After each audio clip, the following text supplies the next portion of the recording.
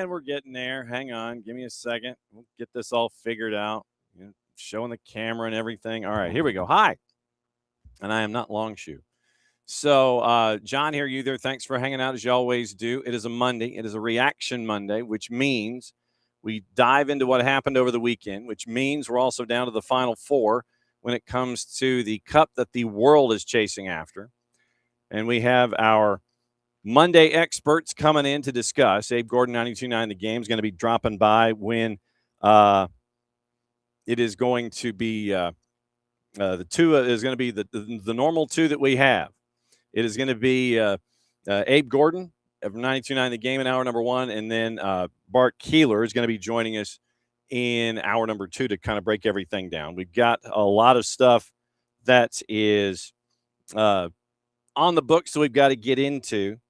And now hang on just a second. Let's see. Let's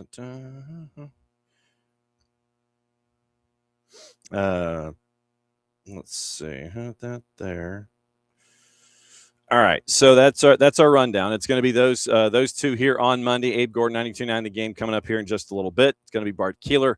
SoccerForUSPod, episode 149 is out, and we will break all that stuff down for you here this morning. Tyler Terens sends his apologies, and he will be coming with us at a later time. And, of course, so I finish off this bottle, and I don't have enough for a second. So probably is going to end up being a point where when I'm playing some sound, I'm going to go race for another 2-liter. So that's the rundown for the morning. Thanks for dropping by. Yes, we do have a cryptic tweet from Atlanta United. It is 5 stripes don't stop. So that means that roughly when you get something from Atlanta United at 9 o'clock, that means at 10 o'clock, you're going to end up with a transaction that you've got to pay attention to. And so we will pay attention to said transaction. And for those that might have missed the tweet, it was a carry-on.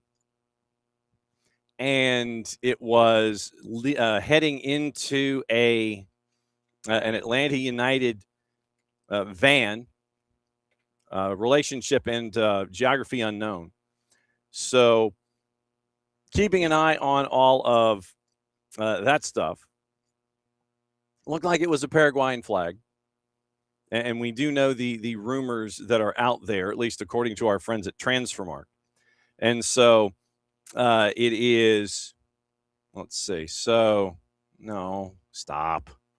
So, so let's see. Ropes is doing the yeoman producer work by sending us everything that is laid out this morning in Major League Soccer. And we are having some other folks that are drifting in with their news. Charlotte has signed Alan St. Maximin as a designated player. So Zaha out, St. Maximin in. And when we know the terms, we will let you know the terms. But St. Maximin is in as a DP now in Charlotte. So that is other news this morning. And once again, we're going to be getting some of that stuff drifting in and out. So morning, Abby, morning, Ricky, morning, Ropes.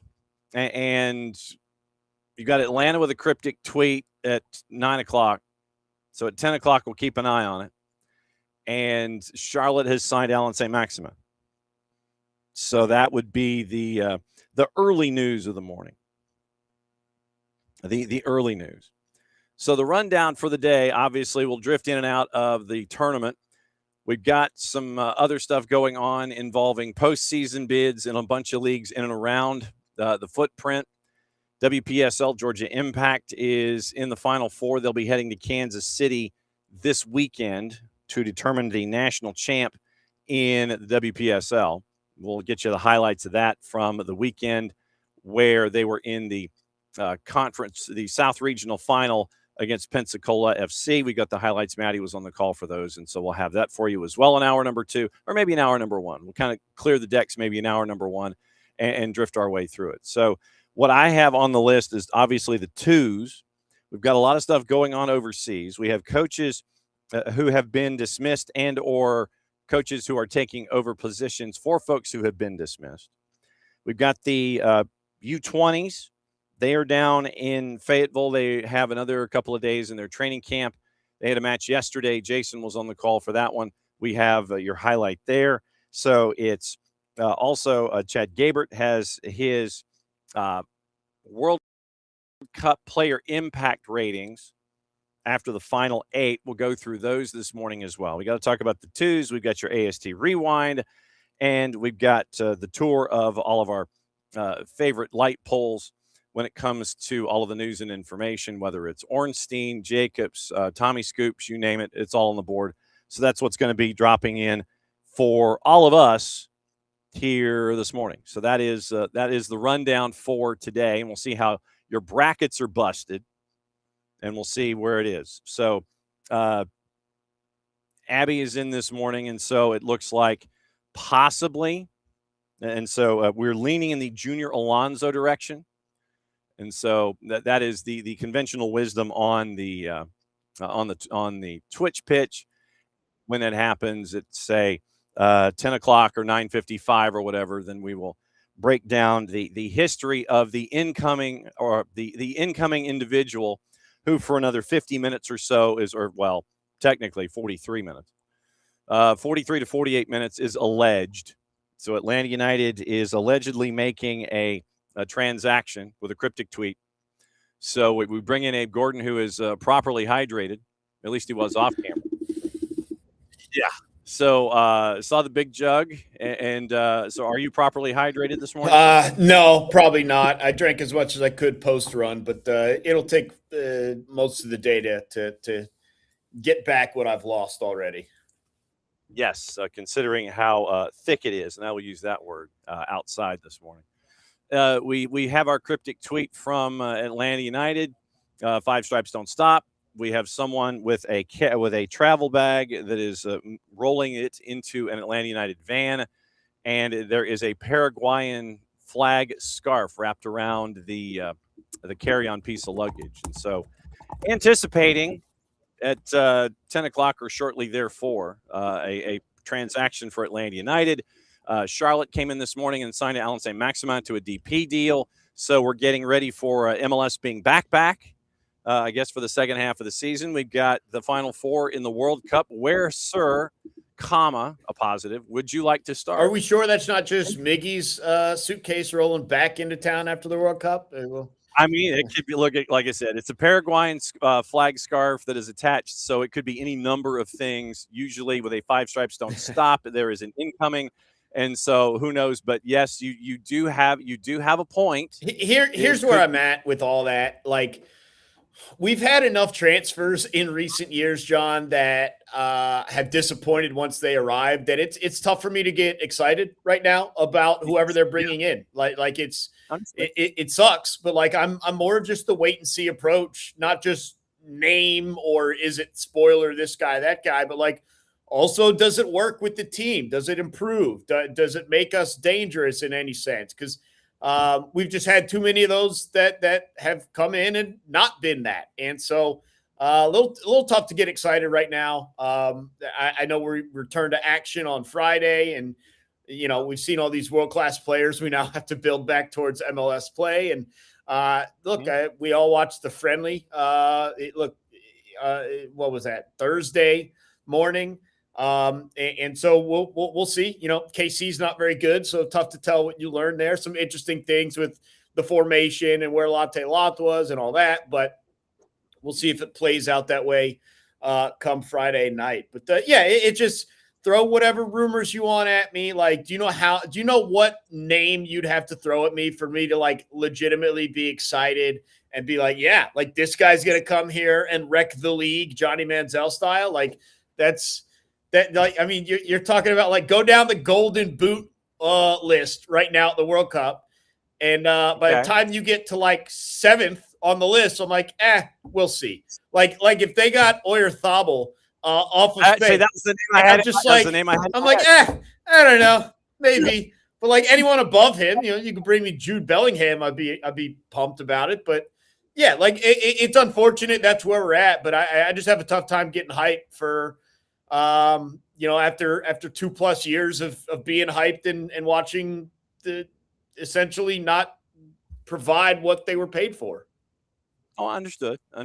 So Morning David as well. But yes, the Five Stripes Don't Stop continues, and we'll have that. But yeah, I think literally when you were running down Golden Boot, the first name popped into my head was Oyathable. And I'm like, yeah, and that's where I was going to be like, yeah, you could get excited about something like that. But yeah, his value has gone through the roof with his time so far in the tournament. We're now in the Final Four. How's your bracket? Mine's pretty good. I've had France the whole way. And I think the surprise entrant, if you want to call it that, into the last four is probably England, although to what extent it's not that big of a surprise. I don't think any of their victories were upsets, right? I mean, they beat teams that they should be beating. It wasn't the most difficult path for them. There certainly were some other squads that could have been a little bit tougher, but job well done from them. And they're playing well. And the question now is what form is Argentina in? Because they've played some very scary matches, obviously here in Atlanta against Egypt. Even last game, I know they won it 3-1 eventually. But very scary moments against a 10-man Switzerland squad. Just of the big three that came into the tournament, Argentina, Spain, France, they've definitely felt, looked, seemed shakiest. And this is just quite simply an England squad that's not going to panic in a tight game. And look, Argentina's not either. But I mentioned this to Mike Conti just a moment ago. Not that England has better playmakers than Argentina, but there's simply more of them. And you just wonder at what point the numbers game catches up with Argentina. This is very clearly far and away the best team that Argentina has played in this tournament. And so Jude Bellingham's on the run of a lifetime, obviously. Harry Kane's letting it happen, which is, important from a superstar to do that as well. It's the best team that Argentina's played. They're playing really well, and they have more playmakers. So I'm going to go France and England in the final. I've had France this whole time. It's going to be interesting to see what they can do without the sort of possession numbers that they normally enjoy because of what Spain's going to look to do. But if France can score on Spain, the way Belgium did, is they can get one early, Spain's not just going to be able to sit back and pass it around for 80 minutes. It's going to open things up. So, I feel like Spain's going to win 1-0 or France is going to win 4-1. I'm not sure how much middle ground there is. You mentioned Jude Bellingham, and if memory serves, he had 6 goals in all of his previous activity nationally leading into this tournament, and he's got 6 goals in this tournament. So that's the run that Jude Bellingham is on. I believe that the kids at the craps table would call it a heater. So Jude Bellingham, I think, at the table is on a heater right now. You were mentioning Argentina and playmakers. This stat came across from our friends at Opta. The number is 54. Yes, properly hydration. Lionel Messi has had 54 shot involvements at the World Cup so far, 33 shots, 21 chances created. The most by a player in a single edition since Diego Maradona, 1986, 29 shots, 30 chances created. So Messi is 5 behind Maradona when it comes to chances created and activity with Argentina. But I had Argentina and France in my final. And for me, it was like, are you going to be the guy that lets down Lionel Messi playing for Argentina? It's almost like no matter the issues that we see at the back, and we know that they're there, they get caught in transition, and it is like, trying to chase the rabbit when it comes to track and field. But they're running back in transition. They got problems defensively, and they're trying to shore that up at the back. But then there's always that guy. There's always number 10, and there's always opportunities there. So it's like Messi trying to help everybody else along, and everybody else trying to make sure that they don't lose it because of Messi. That makes sense. Yeah, I just think you've seen that as the competition has gotten a little stiffer, his impact has gotten a little lighter, and there's a variety of reasons for that. The amount of focus he's drawing defensively, but also old man legs, you know, just as you get further into the tournament. And that's going to be something that whether it's England or Argentina, they're fighting against whoever gets to the final, because you've got a day less rest than France or Spain, whoever wins that game. And so certainly for the physical state, and now you've got Argentina that played in an incredibly intense comeback against Egypt. They had to go to extra time going back to Cabo Verde. They went into extra time once again against Switzerland. And these minutes just do add up. So at some point, you do wonder if they start to run out. Certainly for them, it's obviously good that they're playing where they're playing here in Atlanta, where they don't have to deal with the elements, at least the way that you saw some of those teams down in Miami, and maybe it caught up with them you know, down there. But certainly you start to wonder, it just may not be it in terms of a defense for Argentina. You're just starting to see them get a little questionable with the results. And then obviously everyone wants to talk about the questions with kind of the benefiting calls and all that. I don't really view it that way. Just going to be honest. Like, you can't have a bad yellow card in the first half. Like, you can't put yourself in a position and dive like that. Like, I'm sorry. Like, and we're not talking about this if he's not wildly reckless in the first half and that's his first yellow card, right? Like, that's not a problem. So look, it's not like things are just going their way. Like, Switzerland put themselves in that position, got punished for it. So, I'm not here for that nonsense, any of that talk. So, we'll see how they fare. But England just feels like they're coming in with supreme confidence. They've now got Jude Bellingham running, like you mentioned, alongside with Harry Kane as duo playmakers. And there's so many other guys on that team that scare you in a moment. And Jordan Pickford's having quietly a pretty good tournament himself. And it's taken some absolute blitzing golazos to get past him. So there you go.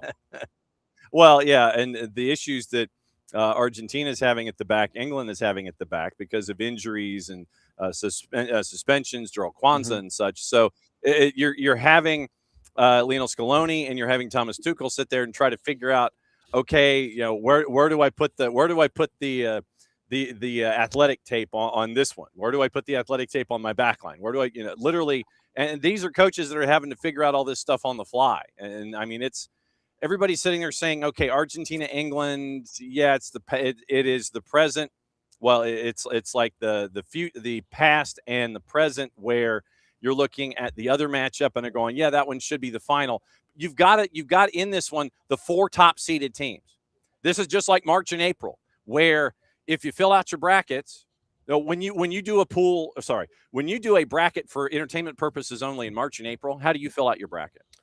I watch games in October, November, December, January, February, so I fill it out that way. But yeah, a lot of people just go by pure seeds. And I mentioned this when I was on the radio show just a moment ago. Like, go through the NFL conference championship games. It wasn't number 1 seed versus number 2 seed. Go into the NBA conference championship games. It wasn't number 1 seed versus number 2 seed. As you're mentioning, men's and women's college basketball, not number 1 versus or not all number 1 seeds. It's just so rare that the teams that are supposed to get here avoid those hurdles and actually get here. And it's set up for an incredible semifinal round, which then will parlay itself into 2 out of 4 teams that you expect to be there for the championship round. So, these last 3 games, I'm not counting consolation match, but the 2 semis in the final, like they're all built on what you want this tournament to be when you started it, which is France and Spain, England and Argentina all battling for that trophy.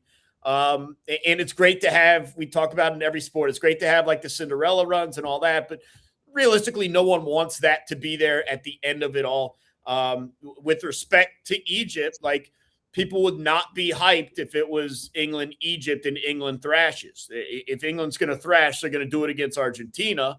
And that's a different story heading into the finals if they get there. Because the reason I ask is because when I fill out my bracket for entertainment purposes only in March and April, I start in the middle. I start at the end and build out, because that way I've got my chalk that I know is going to be there, your number ones and twos. I've got that in the middle because that's what we always anticipate at the end of the tournament. And that way I don't get caught up in all of the Cinderellas on the outside. And I don't have somebody like a George Mason making a run. I don't have somebody like, a Butler making a run or something, or a Hampton knocking off a Georgetown in a 215 or something like that. I've got my chalk by the time I'm done. And everybody was so concerned about a 48-team tournament. Oh, I don't know. Can we stack 48? By the time we've gotten to the Final Four, it's your top 4 seeded teams that were left alone on purpose so they wouldn't play each other until this kind of a moment. Yeah, and what's interesting about the success of the round of 32, if you want to call that, is we're dealing with such a small sample size, right? Like, obviously you have 16 games in the round of 32.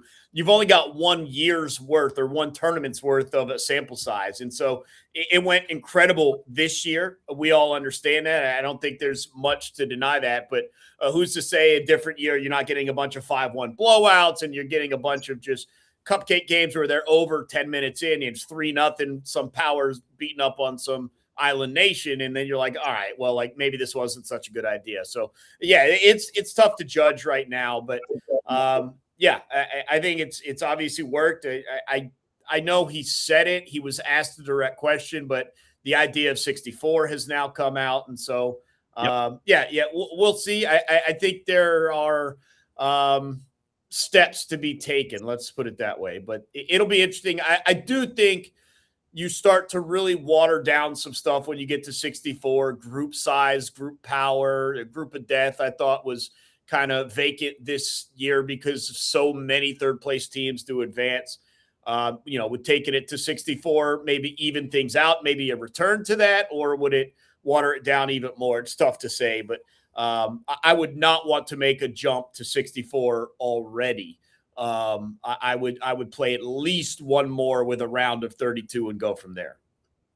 Well, see, now you're going right up against your deadline here. And so I was thinking, and I don't want to get you in trouble for hanging out and going into added time here. No, I'm good. I'm good. On that point about going to a field of 64, Big FOX is in the last year of a television contract. So now the head of FIFA floating this idea of an ever expanded tournament to whomever would be interested in signing on the line, which is dotted for a new TV deal in the United States. And we've seen, TV networks sit there and go, well, yeah, I'd like to bundle my rights together. And, as Big FOX, considering they're making a massive profit on this one, considering that they got bulk bought last time, I thought that this was a trial balloon that got floated for a couple of different ideas. One, because of the success that we've seen. And I mean that both economically, because capacity is 99.6% when it comes to capacities in all these venues. And all the viewing and all of the revenue that's coming in for FIFA, it's a natural extension for them to think about 64. So right before the Final Four in a contract negotiation year, he floats this idea, and it would be a lot easier where if you had 16 groups of 4 and then you just had 1 and 2 advance, you get an easier 32 than having to do all that damn math that we had to do this time around.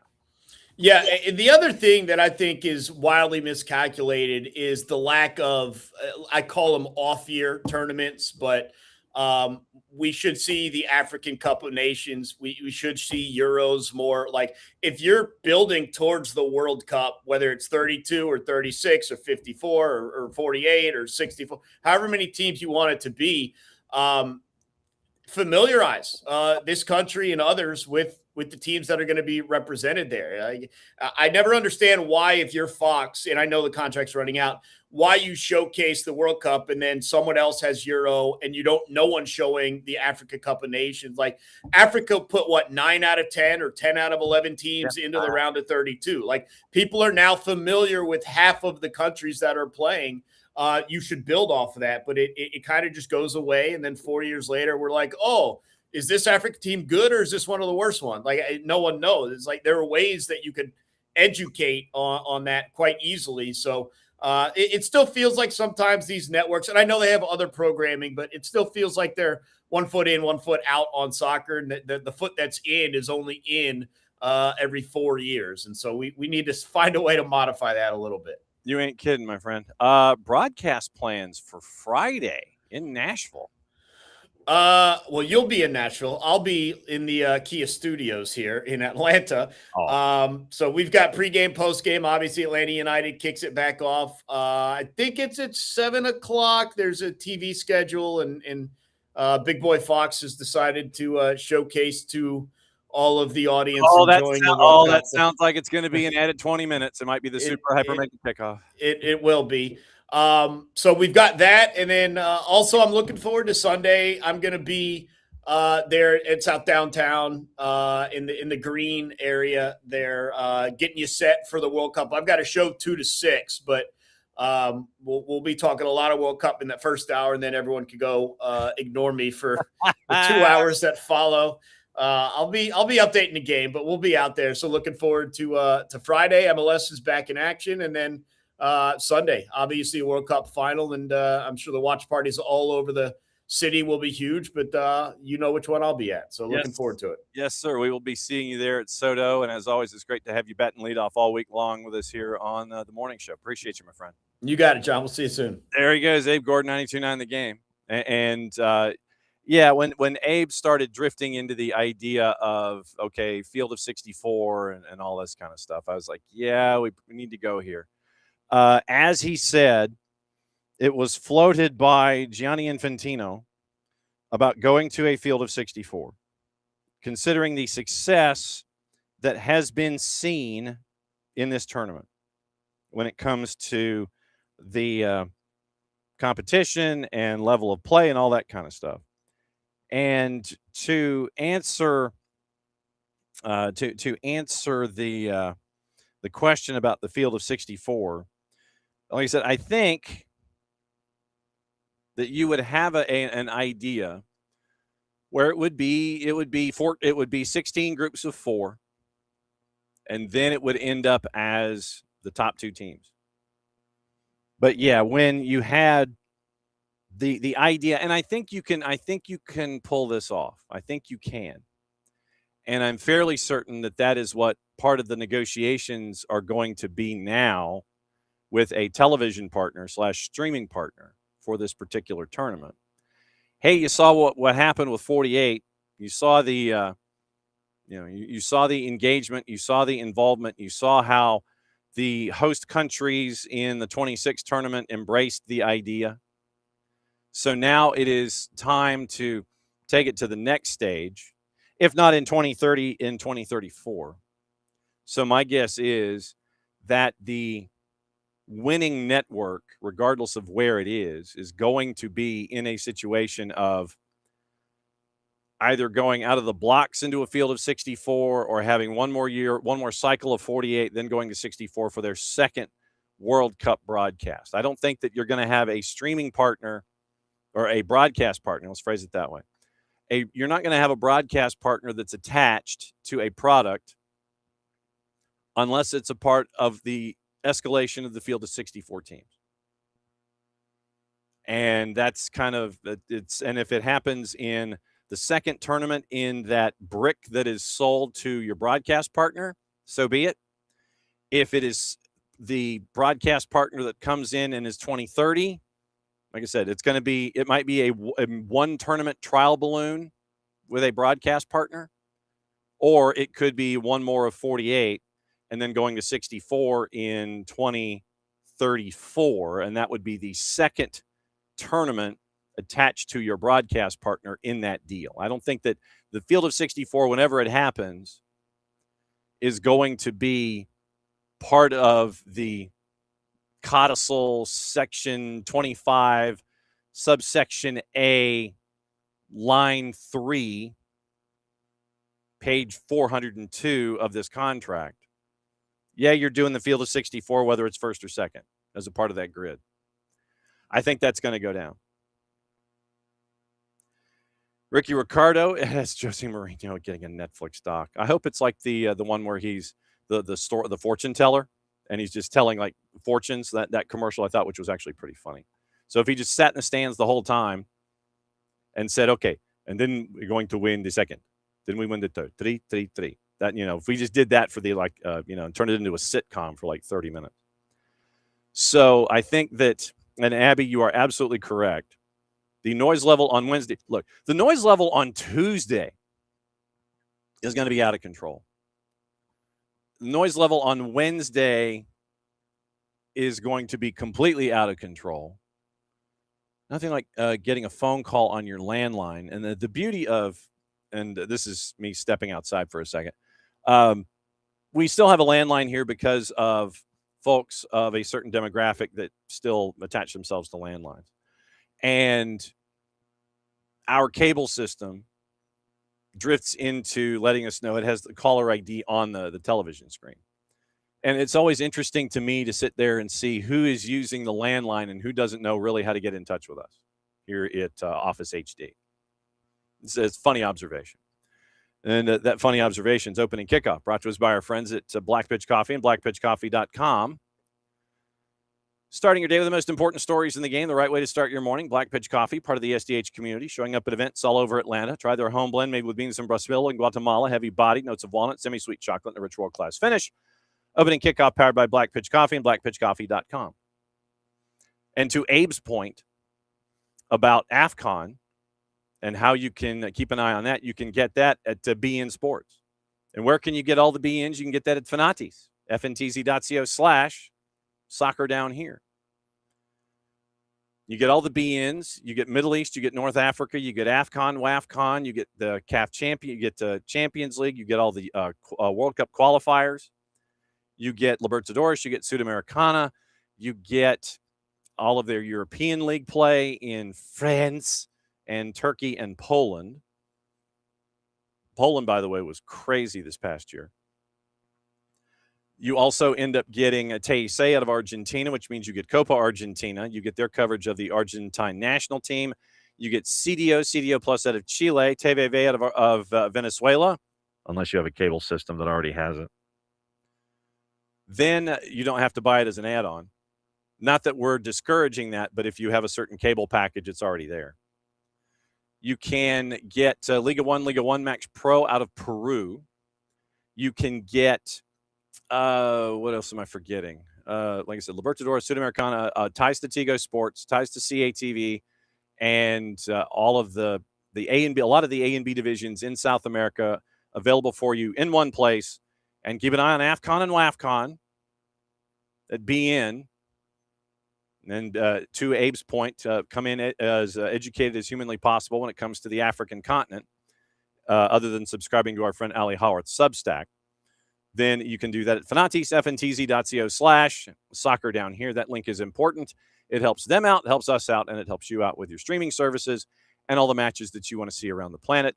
Fanati's, proud partners and friends here at SDH. So getting Fanati's and catching up with Abe about where to watch things. That was opening kickoff this morning. So Field of 64, back to that. Figured it was common. 32 nations, 98 through 2022. 2030 spread across 6 nations and 3 continents. 1930 hosts Uruguay. 2022 winners Argentina and Paraguay. The base offices for CONMEBOL, South America's football governing body, scheduled to host 1 match apiece at the start of the competition, with the remaining 101 games, since there are 104 matches in the 48-team tournament, split between Morocco, Portugal, and Spain. Back last September, FIFA held discussions over expanding the tournament again for 2030. This comes from Colin Miller at The Athletic. After receiving a formal pitch from a delegation of influential South American leaders. They're trying to get as many teams in CONMEBOL into the tournament as possible. Understandably so.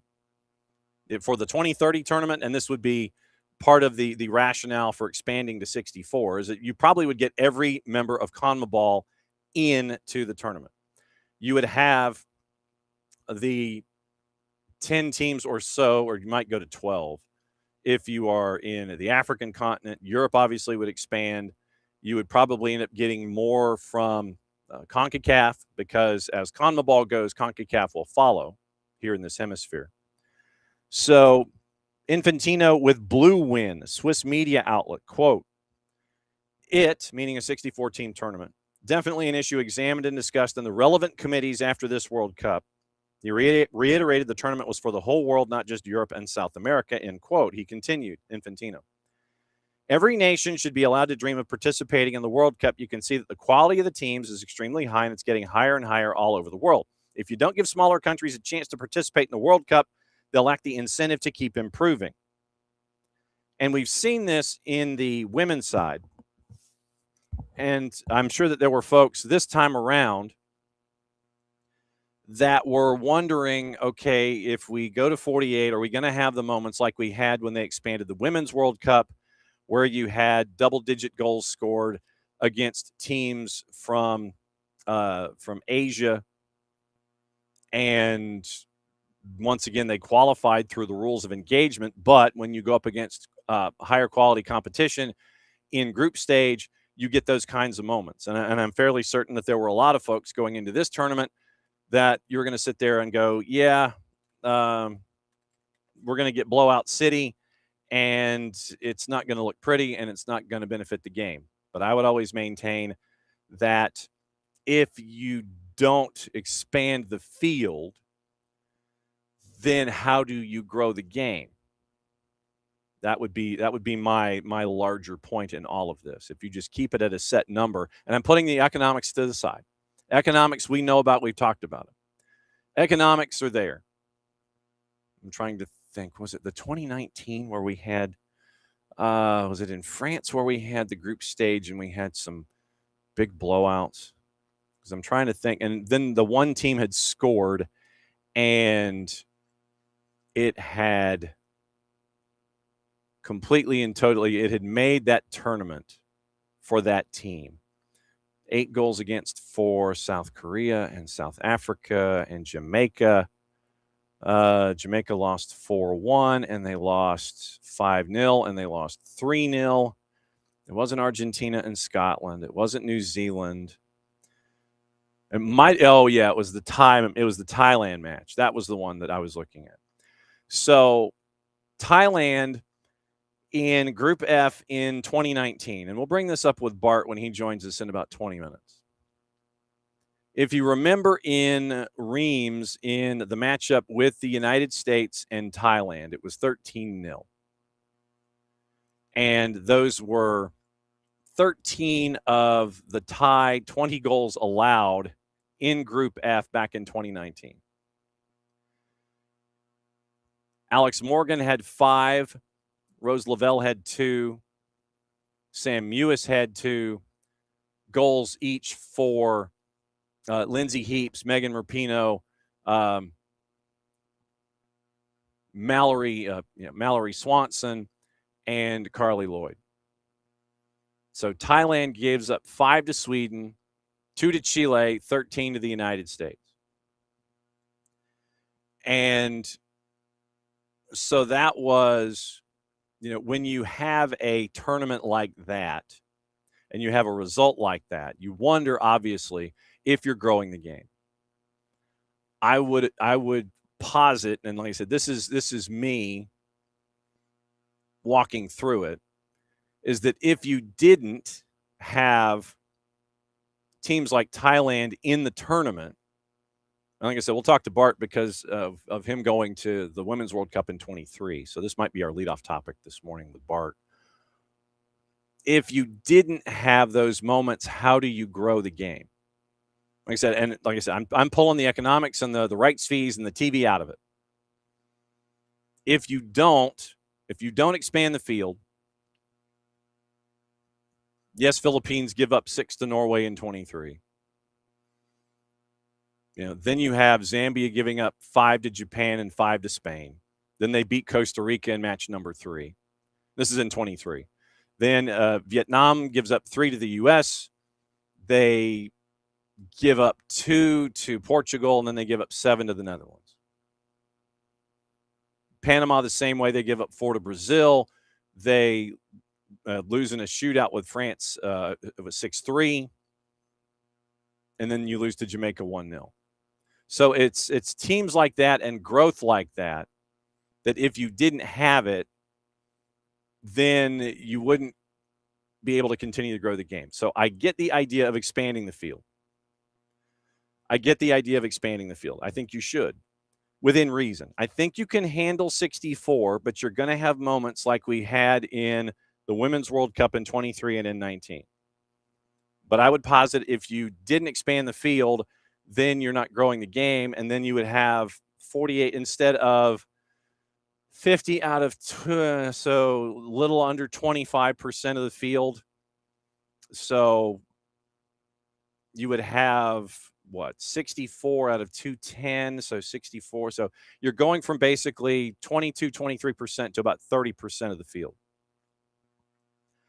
And when you look at it that way, with 210 member associations and more that want to be members of the association, then I think to grow the game, you can get to 64. And I think, like I said, it's easier logistically with 16 groups of 4, 1 and 2 go in, and then you go from there.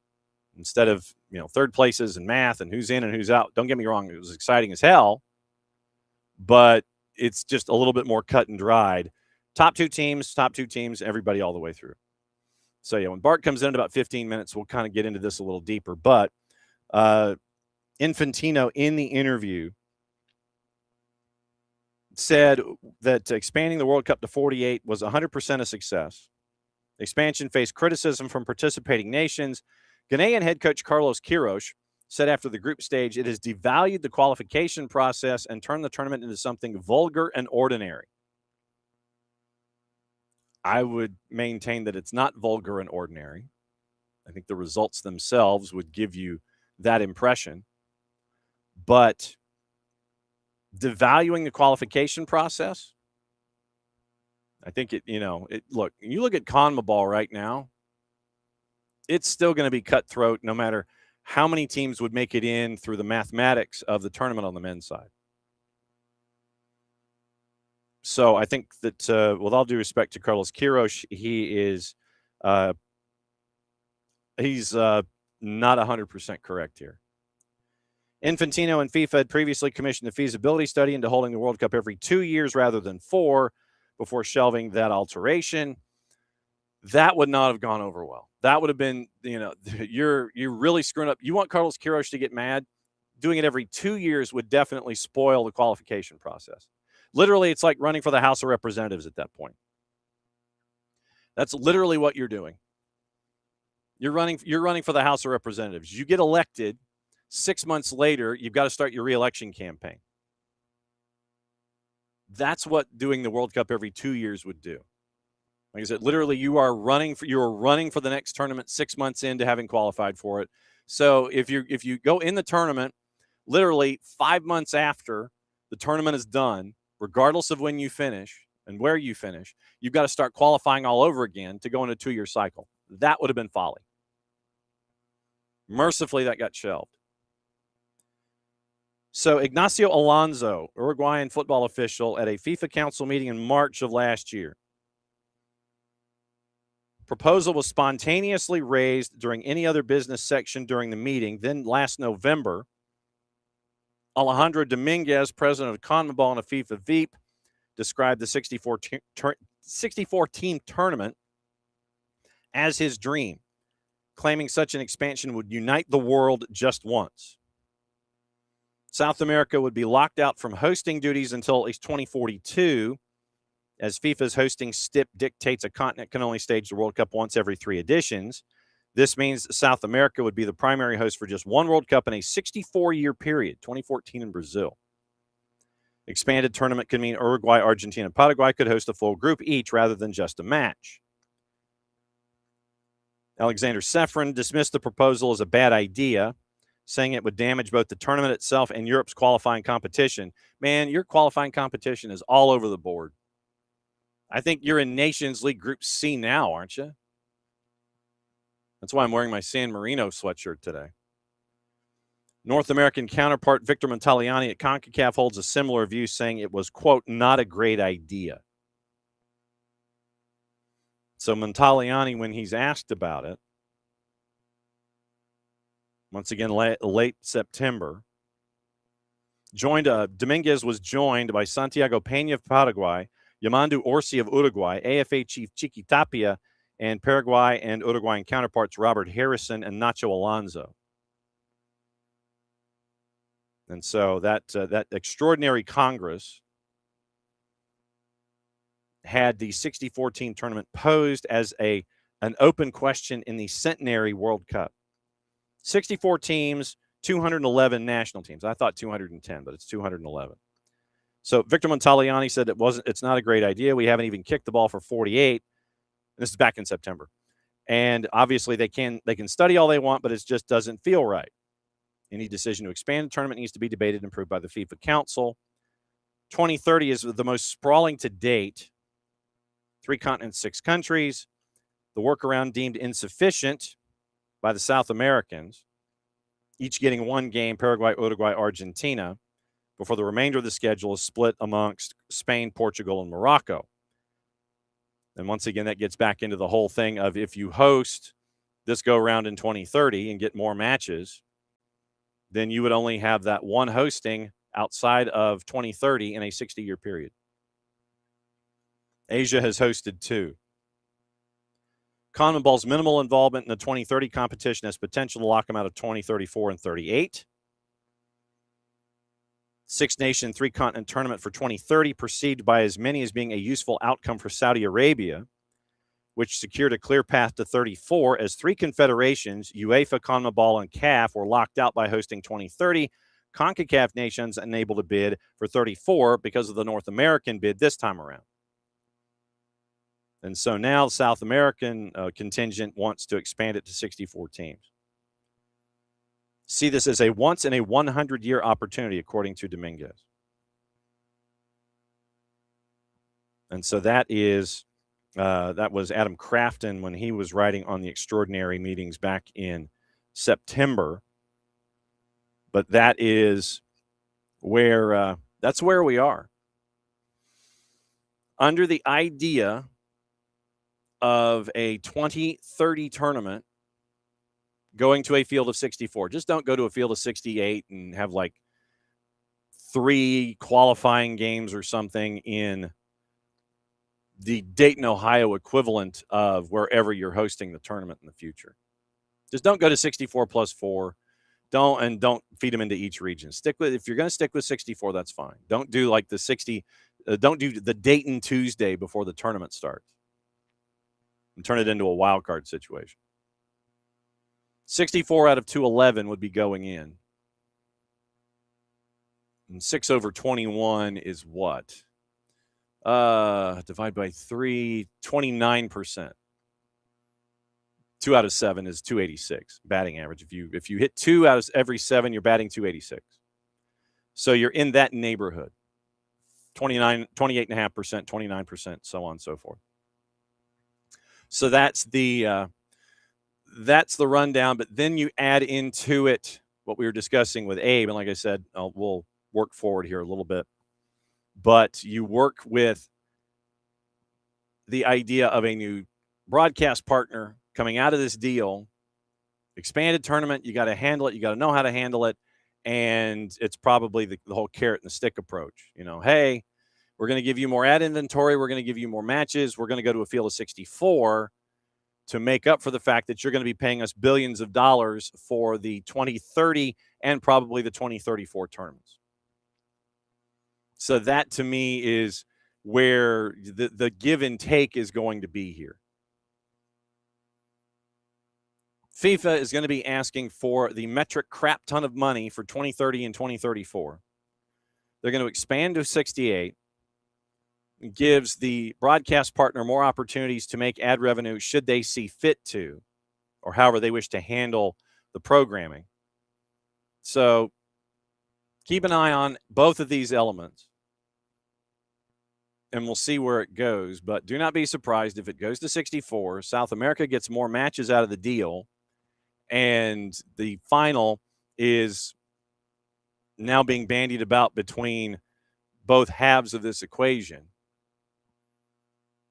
Stadia that seats 115, and then you're looking at Morocco and being there. And so just keep an eye on the whole thing, and we'll we'll obviously keep you posted. But I still think that the whole carrot and stick idea is the notion of, okay, as a part of this deal, we're going to 64. You get more ad revenue out of the deal. Yes, you're paying us probably $3 billion, but you get more ad revenue opportunities out of the deal. Just thinking. So, U.S., Mexico, Jamaica, Costa Rica has not been confirmed yet because there are contracts that still have to be signed. The U.S. the 4-country bid for 2031, Abby, it's going in that direction. I think they're going to aim for November as the official announcement of 2031. And right now, the cities, I think if I remember correctly, there were of 11 cities in this hemisphere, or in the United States, technically, I think, it was 11 cities interested in being host venues for 31. Only 7 had agreed to the terms put forth by FIFA. And so there were 4 that were kind of like, nah, I'm not signing this yet. Considering the financial layout of hundreds of millions of dollars, while, yes, you are improving your infrastructure, FIFA is saying you're going to pay for this, and this. You're having prospective host cities for 31, sit there and go, nah, fam, we're not going to do it like we're doing it this year. So that's why you have not had the pomp and circumstance of announcements for 31 yet. It was an uncontested bid for the 4 nations to come forth to do it, but they have not signed all the paperwork. And the reports are that not everyone has agreed to terms in the United States with FIFA over the 9 gazillion page contract of, hey, you're going to pay for all of this and we're not going to pay for much and all that. So this will be a part of our missive and mandate after the World Cup is over, catching up with our markets to see what the financial outlay is, the benefit, and then try to figure out, okay, where do we go from here when it comes to 31? So that's kind of where we are with 31. You got cities that want to host, but they don't want to do it to the terms that they're having to agree to, that they agreed to for the 26 World Cup. They want things to be a little different in the contract as they get ready for 31 for a redo. All right, it is not quite 10 o'clock. And so kicking off hour number 2, technically is our hydration break. So we're going to bring Bart in for our hydration break. And so what I'm going to do, since we are hydrating, is since I am lacking a 2-liter here. Oh, boy. Yeah, it's like I only had like that much, and so I need to go get another 2-liter out of the garage to fill up for the hydration break. So fill a blister for me for about 30 seconds, and we will hydrate break together. All right. Well, good morning, everyone. Happy Atlanta United match week. We are about to embark on episode 149 while you're at it. Why don't you do that? That's what? Promote episode 149. Do that. Yeah. So we just submitted episode 149. You can listen to that. We break down the U.S.'s unfortunate end to their run at a home World Cup. Talk about the Bosnia game, plus also that loss to Belgium. So you can go ahead and listen to that once John is going to drop that hopefully after the morning show. So that'll come in your feeds later today. But we're going to talk about probably some of the wonderful refereeing decisions that Argentina has received over the past couple days, as well as I'm sure some other outside agent interference that may or may not have happened on a game this weekend as well. So plenty to talk about, I'm sure, John. Again, as we gear up for Atlanta United match week. Outside interference, as he says. Okay, so episode 149, it's in the queue. I just have to produce it and turn it up. And so after this show is over, keep an eye out on all of your social media platforms for the release of Soccer for USPod 149. Okay. We were getting into the notion, and we'll get into the Final Four here in just a little bit and all that kind of stuff. And we do have a 5 stripes don't stop, I'm fairly certain. Morning Wiley, and we're probably going to add one here in the next couple of minutes. I was about to say, we just got a cryptic tweet. Yeah, I want to go on the record. I am opposed to adding players this summer. I think we should just cut everyone and bring up the twos. But that is my personal opinion. I guess Chris Henderson actually does want to win games this year, which has always proved us to be a good strategy for the past 5 years. So I guess we'll just do it again. Yeah. So Hindi looks like he's trying to get some things done. And we're waiting for the 5 Stripes Don't Stop email, which traditionally shows up about right now. If you get a cryptic 5 Stripes Don't Stop tweet, then traditionally in and around the following hour is when you get the announcement of said new also player. John should learn dates and opponents and locations for the USYNT friendlies in October. A rumor that we will be playing Spain. Oh, well, okay. Definitely got to keep an eye. We got to keep lots of news coming. Yes, lots of news coming. Okay. The first real dead Monday in like a month and a half of soccer world. I know. Well, the thing is I was doing the math the other day, and by the time the tournament is over, obviously we still have things that we've got to do. So we're not stopping when the tournament ends on Sunday. We got to come back for the following week. At least here in this studio space, because God knows how many other days before Jason started doing stuff, it will have been a broadcast product 54 live days in a row for us. On this side of things, 54 days in a row straight, because that's what the tournament deserves.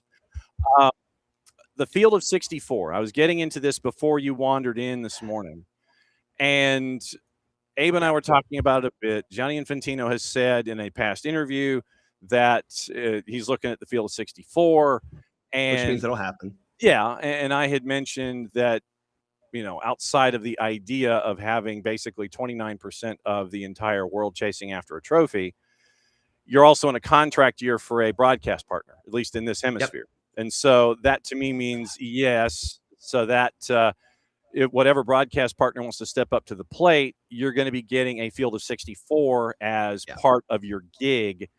Correct. Yet, Common, what are your thoughts? What were your initial thoughts on the field of 48, and what are your thoughts on the field of 64?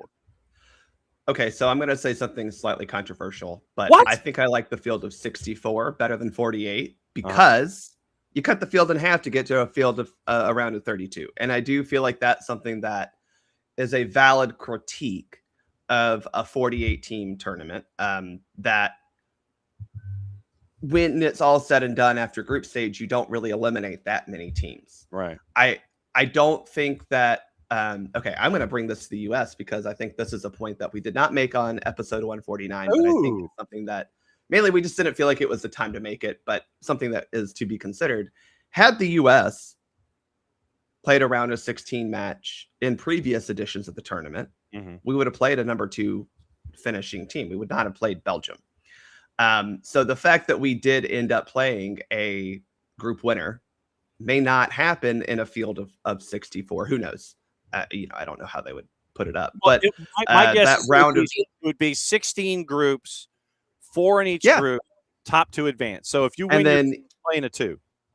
Right. So maybe that's the new format, as you do play a group winner in the round of 16, which is a significantly higher degree of difficulty than it has been in the past. I don't know. I understand the need to bring more competition into the field because it does make it feel like more teams have access and therefore more teams want to put money into their soccer programs. Obviously, Gianni Infantino's goal is world domination, and he's trying to do that via soccer. I got to be real honest, Johnny. There's no guarantee you're going to be part of this come 2030, let alone after that. Maybe this is his political play to entice some of the smaller nations and maybe a confederation like Oceania and even CONCACAF here to vote for him in future elections, because there's a lot of countries and well, I guess soccer federations not happy with him right now. I think that they are obviously very upset with the way that he handled Trump and the USA suspension of the suspension. I think a lot of them are a little upset with the way that hydration breaks and other things in this tournament have been forced upon them without any real research or conversation. So I do think that this feels to me like a political plan his part to get smaller nations like Italy to vote for him in the next, elections, so that, that they're, have a better shot at making a World Cup. Right. Here we go.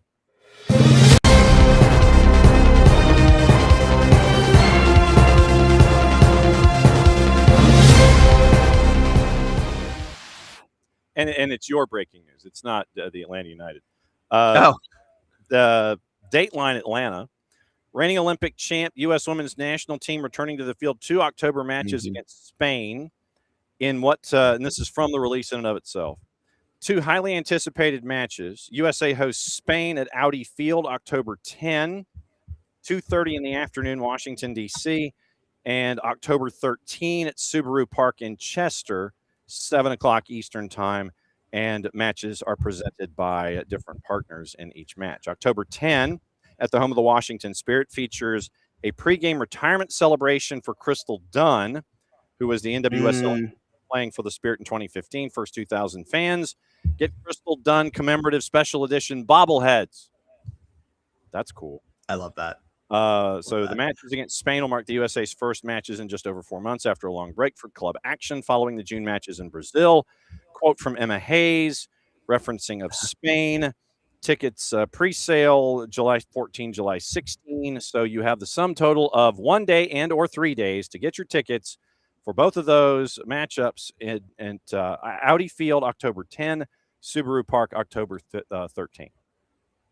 There you go. John, we have other breaking news, so I'll let you go ahead and go through that unless you want me to give my thoughts real quick on these friendlies against Spain. Give your thoughts quickly so that way I can set up the other broken news.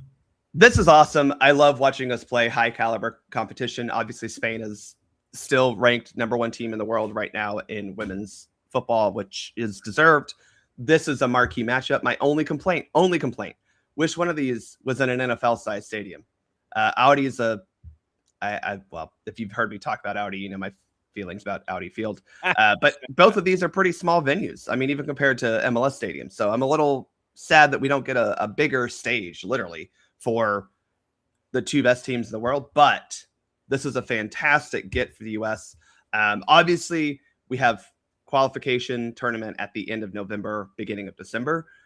And this is not necessarily preparation for that because we're not going to be playing a team at the level of Spain. But this is an awesome way to get fans in the stands and capture that momentum after a men's World Cup and hopefully win some folks over to the women's national team as you head into your own World Cup cycle.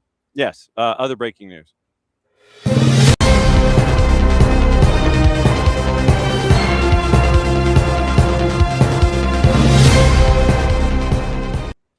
And then Bart and I come full screen one more time. It is now officially official. Junior Alonso has been signed through the 28-29 season. Recently helped Paraguay to the round of 16. Arrives on a free, spending the previous 2 seasons at Atlético Mineiro in Serie A in Brazil, occupying an international roster spot pending the receipt of his ITC, his international transfer certificate, and his P1 visa. Quoting Chris Henderson, a hardworking defender, helps add solidity and stability to the back line. Natural leader, reads the game very well, brings great experience from South America and Europe at the club and international level. Recently representing Paraguay at the 2026 FIFA World Cup. We're excited to welcome him to Atlanta. 422 professional appearances, 9 plus 15 in all comps, including first divisions Paraguay, France, Spain, Argentina, Brazil, and Russia. Spent the majority of his career with Atlético Mineiro in Brazil. 240 matches, 3 separate stints from 2020 to 26, winning both League and Brazilian Cup titles in 21, 4 goals and 7 assists, serving as captain dating back to his first season of the club back in 2020. Native of Asunción, Paraguay, began his career in 2013, transferred to Atlético Mineiro 2020, stayed on loan, time at FC Krasnodar. So bottom line is this, signed on a free, 2026, signed today on a free through the 28-29 season. So it is the rest of this year, the sprint season, and then the 2 seasons following that. So that's what you're getting, the 33-year-old defender, Junior Alonso. Love signing a 33-year-old defender to a multi-year contract. That's great business by the Atlanta United front office. But hey, we are into silly season, a long silly season, and this is the first signing that I'm sure Chris Henderson is looking for multiple signings. Yes. Again, they're going to try to salvage the season for some reason or another, but I do think bringing in a World Cup veteran on a free transfer is a good piece of business. Mm-hmm. And also remember, just because you sign someone for the length of a deal that you sign him to, it just means you're controlling the asset for that length of time. It is not for a 33-year-old, yeah. And if you want to hang on to him and he continues to produce throughout the entire length of the contract, yeah, cool. But if someone else is interested in him, you have control of that asset through the end of 28-29. And if somebody wants to jump in and say, hey, we want him, and you go, how much is it worth to you? That way you've got control of the asset. So, and that's in any case, not just in a 33-year-old defender, but when you sign someone for a lengthy deal, it is to control the asset as much as it is to bring that player in under your umbrella. So there we are. For a 33-year-old defender. Good job for Atlanta United getting their business done. There we go. So 5 stripes don't stop. Junior Alonso, pending receipt of his international. Can I ask an actual question? Sorry, because this is now where I'm thinking. You want to ask an actual question on a Monday? I know this is not snarky about Atlanta United, the team that pretends to be an MLS team at times. But Alonso played on the left side basically throughout the entire World Cup. This means we have 3 left backs. 3 that can play left back. I would. Well, I guess that's the question: is what does this mean formationally? Because is he going to play center back? Is he more going to be playing a left back? Is he playing the left-sided center back? I'm interested to see because, in theory, I think it's fair to say, John, and I'm again not being snarky. Right. It's fair to say Atlanta United's whatever we've been trying to do on the field this year has not worked fairly well.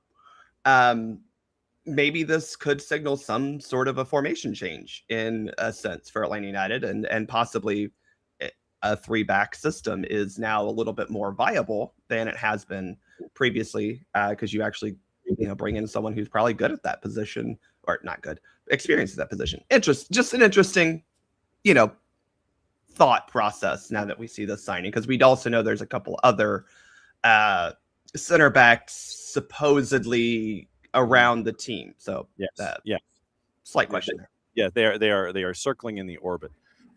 Main position, as all of my pop-up windows start happening from Transfermarkt. The main position that Junior Alonso has played in his career is center back. He has played left back in his time. Yeah. So it can be either left-sided center back, right-sided center back, or left back. So the center back locations, that's where he's the main bread and butter is right there. And then left back, he has played there in the past. So that's what to look for when it comes to Junior Alonso, whose player agent, by the way, is Eagle Eye. And so that's how we picked this stuff. That's how we picked this stuff up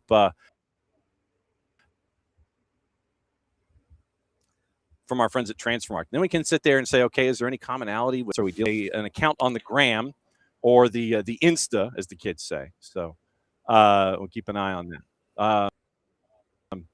So, as we feel to 64, and I kind of wanted to get into the idea of what I was talking about with the Women's World Cup when they expanded there, and well, because there was the notion of when the Women's World Cup expanded their field, that you were going to have more moments like we had from US 16 to 24 to 32.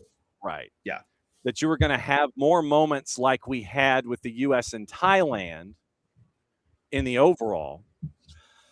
But we haven't in the men's. I mean, we had the Curacao-Germany match where it was 1-0 and then it was 1-1 and then Germany was like, we've had our fun here in Houston, kids. And so now let's get back to where it's supposed to be.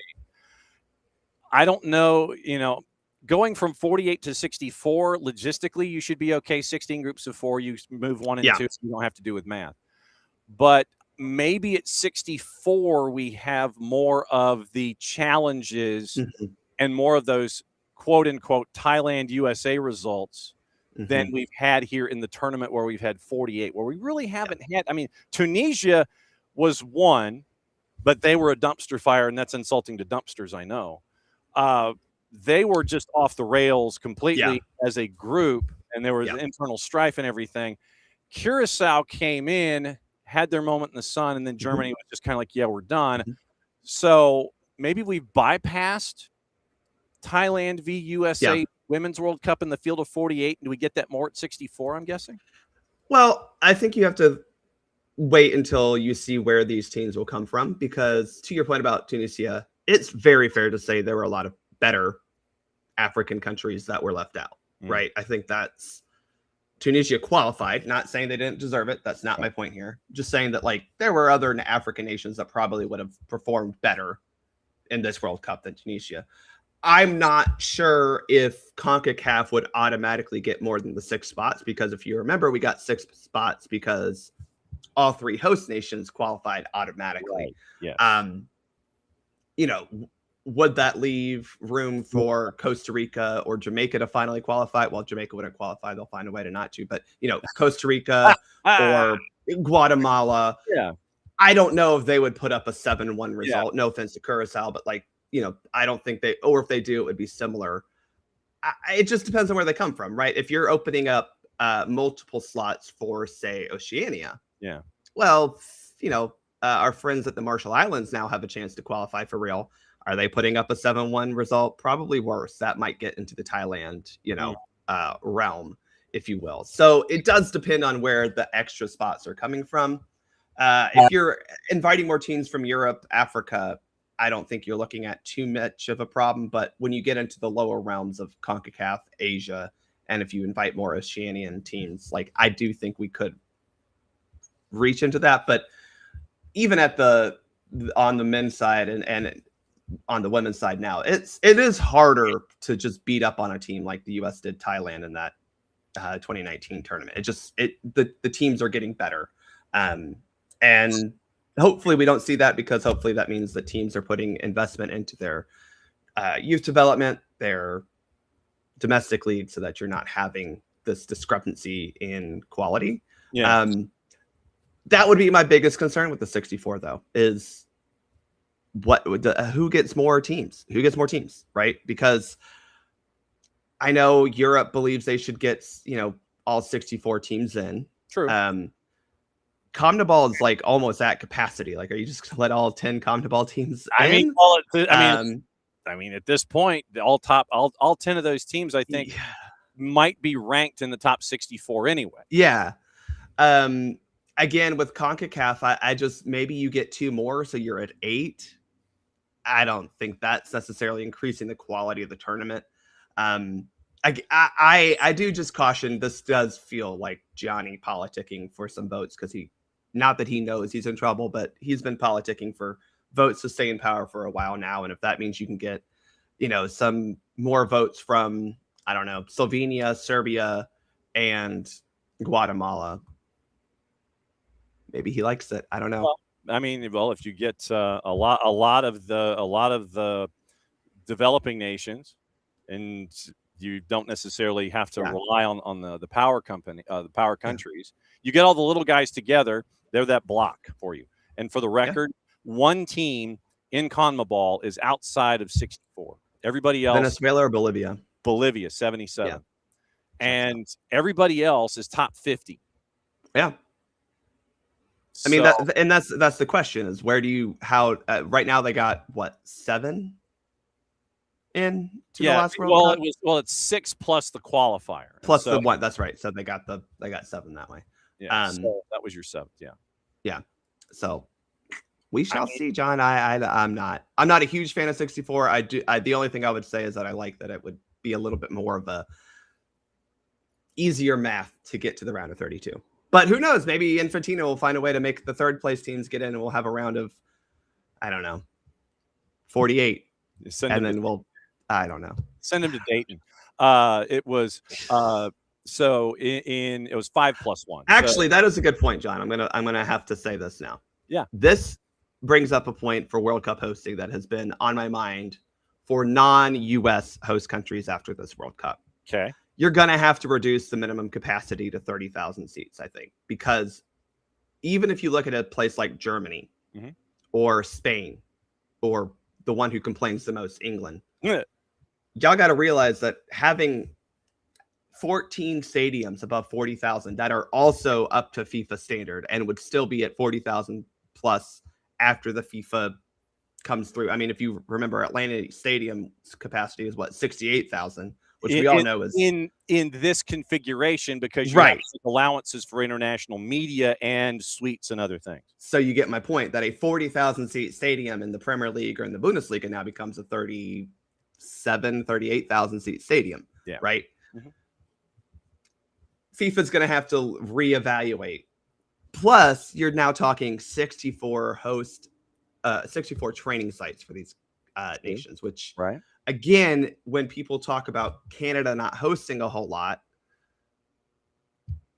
they didn't have the host sites. And it's not just stadiums, it's where are these teams training? Because even if you put them in Edmonton, which I think Commonwealth Stadium should have been a stadium in the World Cup, where are they training? Calgary, Edmonton, where are they training? And so these are all the considerations you have to now put into a World Cup host bid, and you're looking at only a handful of countries who are able to host it on their own, which then would mean we're having more multi-host countries. But I don't know. I don't have a problem with that. I think having the World Cup being hosted by multiple countries is not the end of the world. I think that is okay in some sense, but maybe not the 6 countries that are hosting in 2030. But this is going to put strain on a country that bought the World Cup in 2034. How are they going to do it? Because Lord knows they ain't got 64 training sites, and I know they got more money than God, but like, I don't know. That to me, I don't get how that's going to work. Maybe it'll happen after 2034. I think expanding right now, or any talks of expansion right now, is silly and just feels like it's politicking from a certain dude who feels a little bit like he's losing his grip on power because he has allowed power to get to his head. Okay, so here's and I found this quickly, and the laptop and the desktop actually behaves. So here's your host sites. Championship Stadium in Irvine, basically the Great Park Sports Complex. That was where the U.S. was. The U.S. was in Irvine, California. University of Kansas, Sporting Kansas City, Oakland Roots and Soul Training Facility in Alameda, California. UC Santa Barbara before folks started getting mad about the surface. Starfire for Belgium. RSL for Bosnia and Herzegovina. Columbia Park Training Facility, Morristown, New Jersey for Brazil. Water Sportsplex in Tampa for Cabo Verde. National Soccer Development Center, Vancouver for Canada. Jalisco, Mexico at Atlas headquarters for Colombia. DR Congo is at the Houston Sports Park. Ivory Coast at Subaru Park, or Philadelphia Union Stadium, as it is referred to in the release. Croatia was at Alexandria Episcopal High School. They were one of 4 high schools to host teams in this field of 48. Curacao was at FAU. Czechia was at Mansfield Multipurpose. They broke it in for North Texas SC. Ecuador was at Columbus Crews Performance Center. England was at Swope Soccer Village. They still are. Egypt was at Gonzaga. France was at Bentley University in Waltham, Massachusetts. Germany was at Wake. Maybe that was their problem. Ghana was at Bryant University in Smithfield, Rhode Island. Haiti was at Stockton University in Galloway Township, New Jersey. Iran moved from the University of Arizona to Sholos headquarters. Iraq was at the Greenbrier in West Virginia. Japan was at Nashville SC. Jordan was at the University of Portland. Korea Republic was at Chivas headquarters. Mexico was at the National Training Center. Morocco was at the Pingree School in Basking Ridge, New Jersey. Netherlands were at Kansas City Currents Training Facility. There were 4 that were in the Kansas City area. New Zealand at University of San Diego. Norway, UNC Greensboro. Panama was in New Tecumseh, Ontario at the Nottawasaga training site. So that's 2. Paraguay, Spartan Complex at San Jose. Portugal, Palm Beach Gardens, Florida at the Gardens North County District Park. Qatar was at Westmont College in Santa Barbara. Saudi Arabia was at Austin FC. Scotland was at Charlotte FC. Senegal was at Rutgers. South Africa was at Pachuca. Spain was at the Baylor School in Chattanooga. Sweden was at FC Dallas. Switzerland was at SDJA. That's 4. The San Diego Jewish Academy, where they had the snakes, and they actually had the graphic of don't go past this point, otherwise you get snakes. Tunisia was at Rayados. Turkey was at Arizona before they was at Arizona. Uruguay was at Mayakoba in Mexico and Cancun, and Uzbekistan was at Atlanta United's training center. That's 48. And that was handled in this country fairly easily. And 4 high schools were a part of this discussion to get it to 48. You get to 64 and you're in a solo country. I mean, you just can't do it. And even then, I mean, you're looking at legitimately, I've sketched it out. There you go. You're looking at France and Germany having to host, because you can't do a Benelux bid because there's only 2 40,000 plus seat stadiums in both Belgium and Netherlands. Wow. You'd have to expand, right? Can't do like a Germany, Austria, Switzerland bid. Austria and Switzerland, between the two, even only have 1 40,000 plus seat stadium. So this is the issue you're getting into, is training sites, which a lot of European countries would have. You're looking at Korea, Japan again, being the only Asian country outside of China. China doesn't want to host, being able to host a World Cup. I'm telling you, not even Saudi Arabia could pull this off, because it's just, again, it's about 64 host team sites, unless you're looking at teams sharing training sites, which good luck with that, FIFA. Okay, hang on. So let me see what was done when they had it in Qatar. Hang on. So Qatar, you're having me spell Qatar on a Monday. Qatar World Cup training sites. Well, is that the example we need to be following? Well, but it's for a country, that was, a Middle Eastern country. No, I need the 22 that are team-based camps. Okay, team-based camps, Qatar 22. So according to our friends at Marhaba, the Qatar Information Guide, team-based camps, let's see, Qatar University, Aspire Academy, Hilton Resort, Westin Doha, Banyan Tree Doha. You got a lot of hotels here. You got a lot of hotels and resorts that are hosting these teams back in the Qatari World Cup. Ghana stayed at the DoubleTree, by the way, by Hilton in Doha. Japan stayed at the Radisson Blu. Morocco stayed at the Wyndham Doha West Bay. Spain was at Qatar University. Tunisia was at the Wyndham Grand Doha West Bay Beach. So, I mean, you're talking about a lot of folks staying in hotels and maybe having to share practice times or figure out how to do it independently. I mean, that's a single country host. You better have your ish together, or you better have folks coming in on short flights where they can like hop out and go 30 minutes on a flight to like UAE or Bahrain or something, and then they can come back. That's the only thing. It's not possible at the 64 team world. It's just not. Even the US, I'm putting that, like, even the US would not be able to do that. It's just a lot of strain on one country. But oh well, FIFA's going to try to make money, as Nick Alipi says in the chat. They're going to make more money the way, and don't buy the bullshit. Sorry, there's the rating for a Monday. Sorry, well, it is that it's all going 100% going back into football. No, it's not. That's a bald-faced lie. It just is. Sorry. I still going back into someone's pocket that may or may not be associated with football. Yeah. And so World Cup expansion to Electric Boogaloo. Yes, the quest for more money. But like I said, I still think that whomever your new broadcast partner is going to be, or whomever your broadcast partner is going to be, because they're going to charge you everything for it over the however many World Cups you will be purchasing those rights, part of the field of 64 will be a part of it, so you can make back ad revenue. I think that's going to be the flip in all of this. All right, so Final Four, how's your bracket? Bracket's not great. It's okay. I had Colombia winning the whole thing, and the only reason I picked Colombia is because you have to be different. And this is my generic rule about bracket challenges: is you can't pick the one everyone's picking. So everyone's picking France. I had Colombia winning because I had again, I feel like you want to be. Yeah, that's fair. But a lot of people were picking France or Argentina, right? Like that, or so I picked Colombia because I want to be different. Yeah. But other than that, it's okay. Okay. Over the weekend, we had Argentina again for the third match in a row, basically having to suffer to make it through. And I have not seen. I've seen like Zapruder film and things like this. Did you watch the Norway match? I did not. Yeah, I did not catch this incident live. Mm-hmm.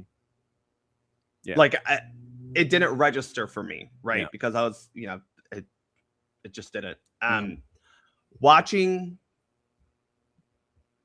all the different angles, I can see why folks think that it hit a wire for the camera. I totally understand why. I am not going down the rabbit hole of the conspiracy theory that somehow the ball sensing technology was turned off and it didn't pick up touching a large cable wire. Those things are not small.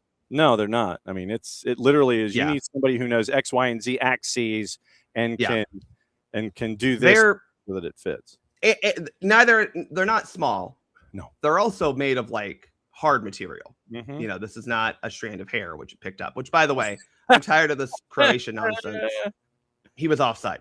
He was offside. Just say you don't understand the laws of the game and leave it at that. He was offside. It's fine that you don't understand them, but stop pretending like that was some egregious robbery when he was offside. It's fair to say that you think the ball hit the wire across the field. If you look at that film, you can see that the ball does in some way, shape, or form, due to something, fall. Yeah. Is that because the way he kicked it? Maybe. People kick the ball with weird spin all the time.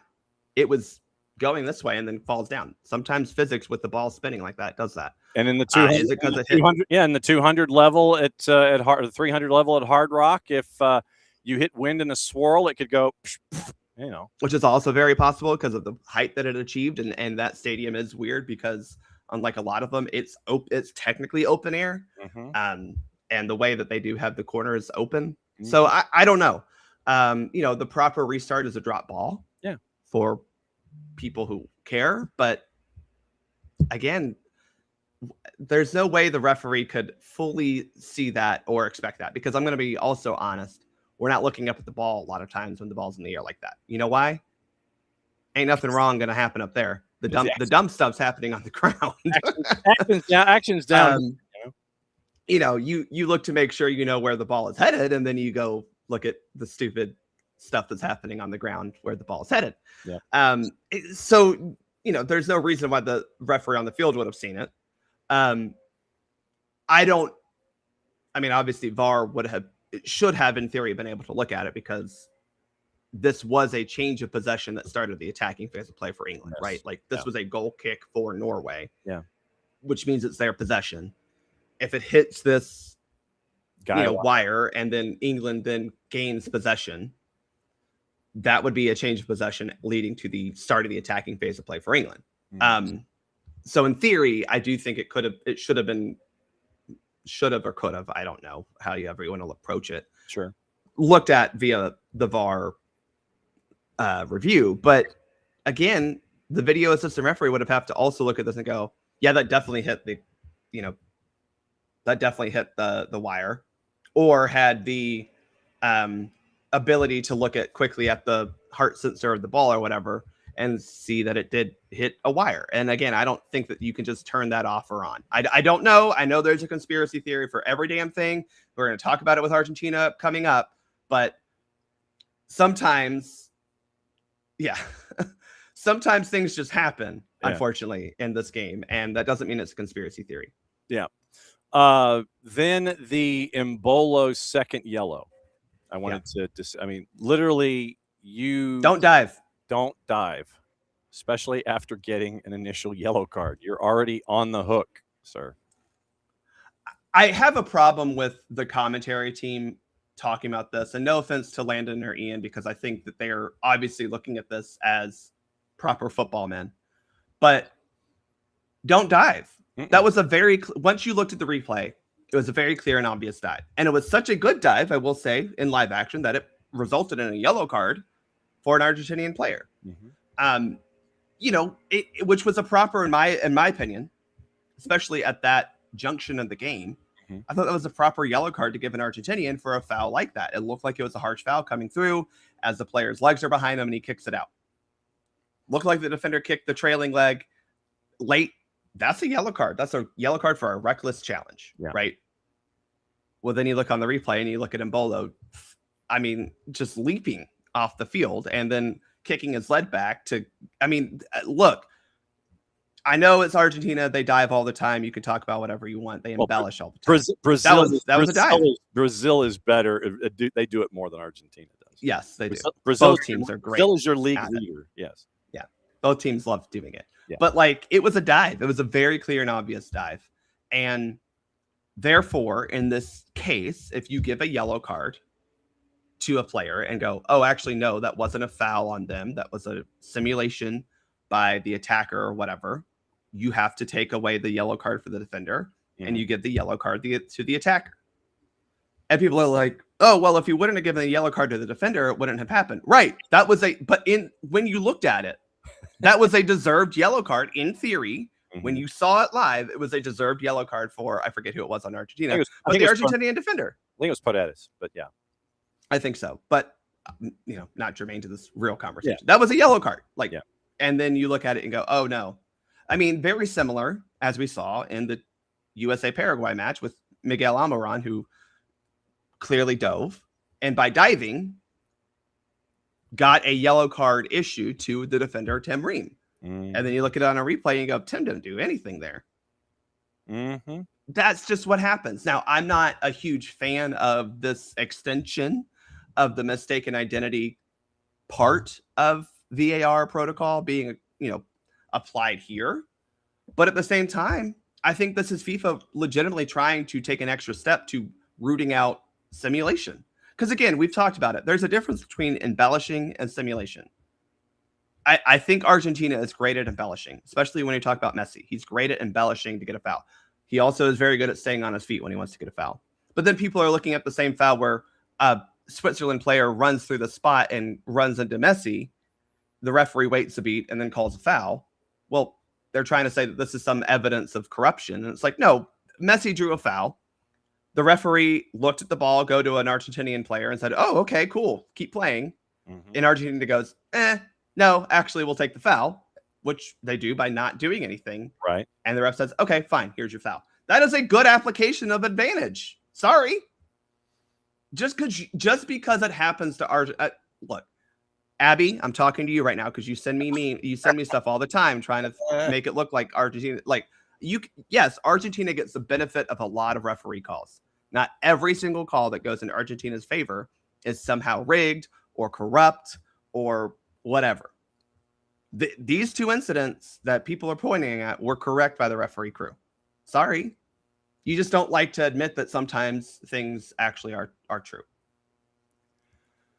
I'm trying to think of what else I had on the board. Let's see. It was the Embolo. It was the Embolo second yellow, and the guy wire. Those were the controversial parts of okay.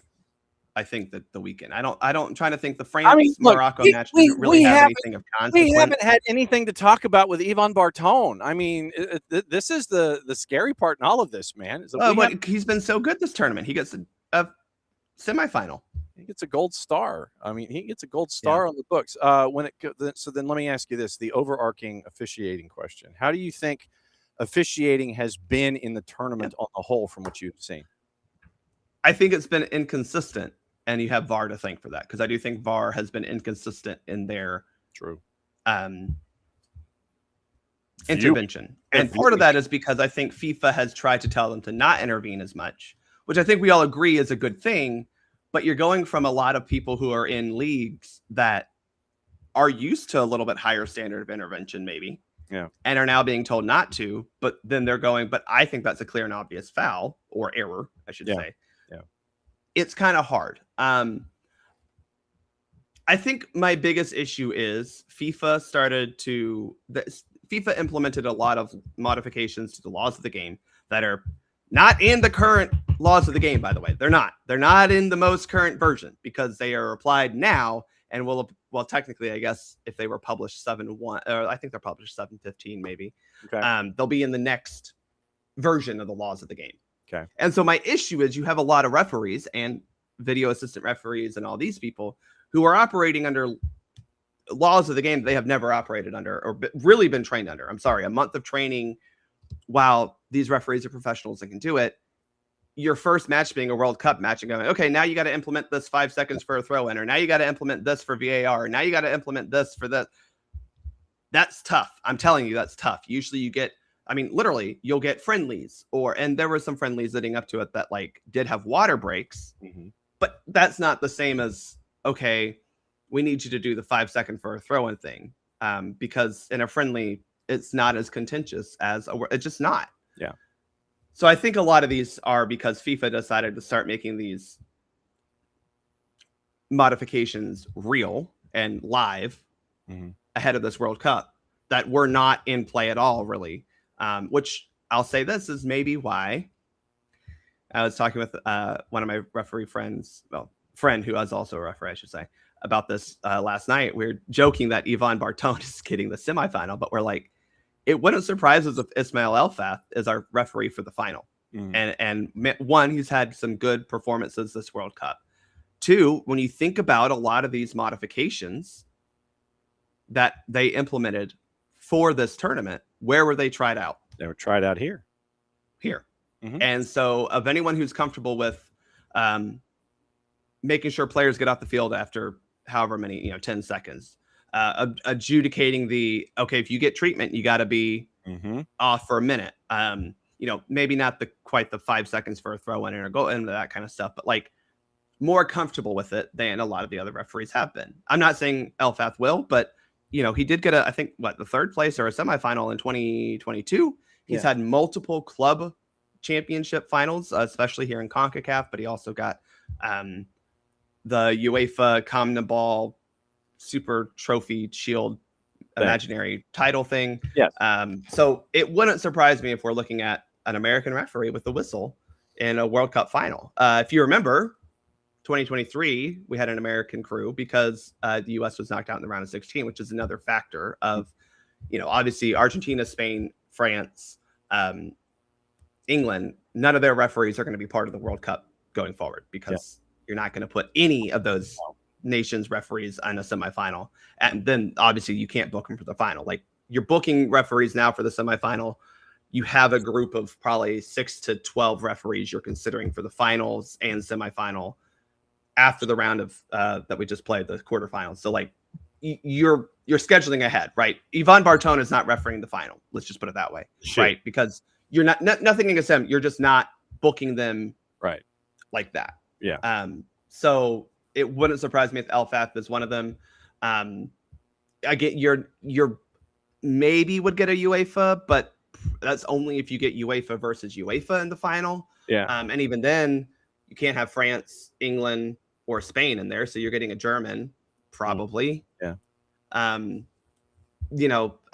Who knows how that's going to go. So a lot of these assignments are very fluid because you have some stipulations. Obviously, for some reason, the English media was all up in arms about how the English referees are banned. That was the headline, banned from refereeing an Argentina match. I'm like, well, y'all fought a literal war not too long ago and still have tensions with each other. Because, it's in, and we are efforting a political science 101 segment so we can let everybody know about the Falklands War, the war for sheep.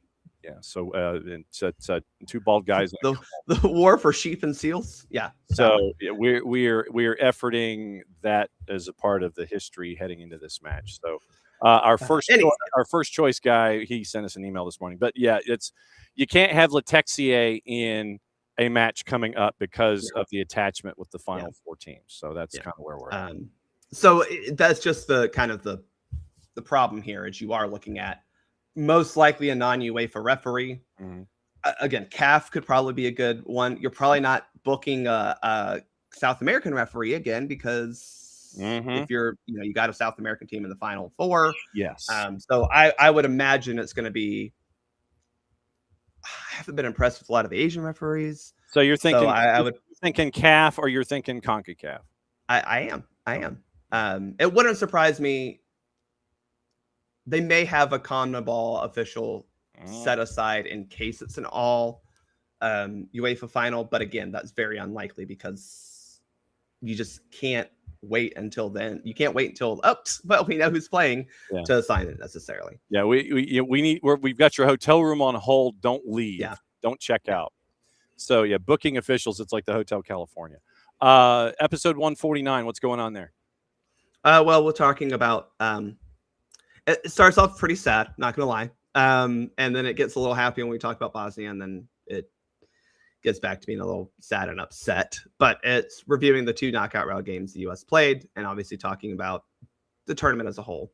We do save kind of the bigger discussions for later. We'll record after the World Cup is over about the what's next for U.S. soccer, because that seems to be the only discussion and how, well, if we just implement pro rel, John, we'll all of a sudden win a World Cup the next, 4 years, despite.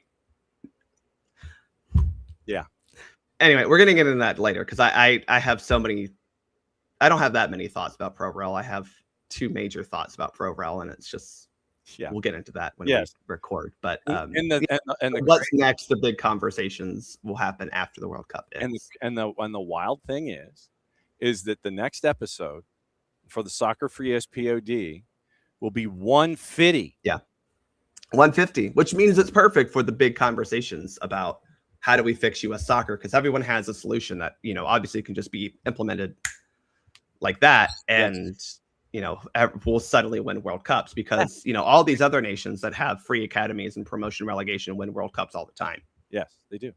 Just ask Brazil how easy it is, or Germany. Yeah. Or Sweden, or Norway, or Portugal, or Italy. Oh, so there's more factors that go into having a good soccer team than just we have promotion relegation and professional clubs that provide free academies. Weird. 4 of those 6 programs are either having a search for new coaches or blowing up their front offices and trying to build from the bottom up again. So, 4 of those 6, as he has his tea. As always, my friend, it's great to catch up with you on Mondays to kind of get the lowdown of everything. Episode 149, the SoccerForUSPod, will be up later this morning. And then we will be waiting for episode 150, episode CL. Of the SoccerForUSPod. That's crazy. Well done. Hope to see some of y'all in Nashville on Friday. Probably not a lot given how things, but I'll also be in Charlotte next week. So, okay. So you're going because I'm silly and forgot to cancel my season ticket holder away tickets before the World Cup. Oh well. Hey, so you got Charlotte. And you got an all-star game after that too. So it's a good run. Nashville and Charlotte. It's good road trips. As always, my friend. Great to see you. We'll catch up with you around the corner. Bye, y'all. There he goes. He's gonna have his mug of morningness and go. Episode 149, like we said, SoccerForUSPod. That's going to be up later this morning. Taking the tour around the World Cup, Slaven Bilic has returned as Croatia's head coach, signing a deal through Euro of 2028, becoming the first manager in the country's history to serve a second term. Previously managed from 2006 to 2012, replacing Zlatko Dalic, who departed after a 9-year tenure that included the World Cup final in 2018 and the 2022 third-place finish. When asked about it, plans a possession-oriented, aggressive passing style and has already spoken to Luka Modric about his international future. We played the sound from Thomas Tuchel, but we'll play it again just to let you be reminded of what happened after the match, where they won, but he wasn't happy. So here's Thomas Tuchel after the match. Absolutely, no one disputes that. I'm impressed with the shift that they put in, the effort, team spirit, the belief, and to overcome adversity and to dig in and find ways to win is on the absolutely highest level. They cannot get enough praise for that. but I'm also a football coach, and I think we can play better. In general, I think it was not a high-level game. I think we had better games in general. We had a lot of momentum swings for both teams. So, yeah, full credit to the team. We found a way. We're in the last 4. This is, of course, the most important. But the analyzing head of me and the football coach in me still thinks that we can and have to play better football. And so today we will get the MD-1s from France and Spain, and we'll find out if the 2 coaches there will have anything to say leading into matches. Do not anticipate anything resembling any kind of injury updates outside of the obvious. You're probably going to get 2 coaches who are going to play it very, very close to the vest in a World Cup semifinal that is going to be at Jerry World tomorrow afternoon. And the MD-1s for Atlanta are tomorrow. We're anticipating late afternoon, early evening. We will all learn together when those times are posted, and we will let you know what the latest is there. Thomas Tuchel openly criticized the team's sloppy performance and loss of control. According to Opta, possession went from 67.7% to 27.1% in extra time. Jude Bellingham, when he was asked about it, suggested Tuchel didn't understand playing in brutal humidity against elite opposition. Once again, reigniting tensions from last autumn. Yeah, the quote was, yeah, well, whatever. It's difficult out there. Maybe he doesn't know what it's like to play in those kind of conditions against Erling Haaland, Odegaard, Nusa, Sorloth, and he kind of took a dig at Thomas Tuchel. And so, Jude Bellingham was not happy with how the play was characterized. But Jude Bellingham, 6 goals in this tournament compared to 6 in all of his other international matches leading in. So that back and forth continues. Top-rated player in the tournament for England. Argentina, once again, they had to work their way around 10-man Switzerland. The hybrid press, they're shadow marking Alessandro Martinez. Despite scoring the most goals, 17 heading into the semis, Argentina has run the least and been outrun by opponents in every game. Be wary of those kinds of statistics because of the context in which running is considered, because I know a lot of folks will sit there and go, well, Messi doesn't run. He doesn't run all day. He doesn't have to. Same with Erling Haaland. He doesn't run. He doesn't have to. When it's necessary, he does. But there was a great all 22 that was posted on social media where Lionel Messi was gauging where to pass and how to orient and trying to stay in line, to stay onside and all those kinds of things. So there's some really good all 22s out there to show you that Messi doesn't have to run all day on offense to get things done for Argentina.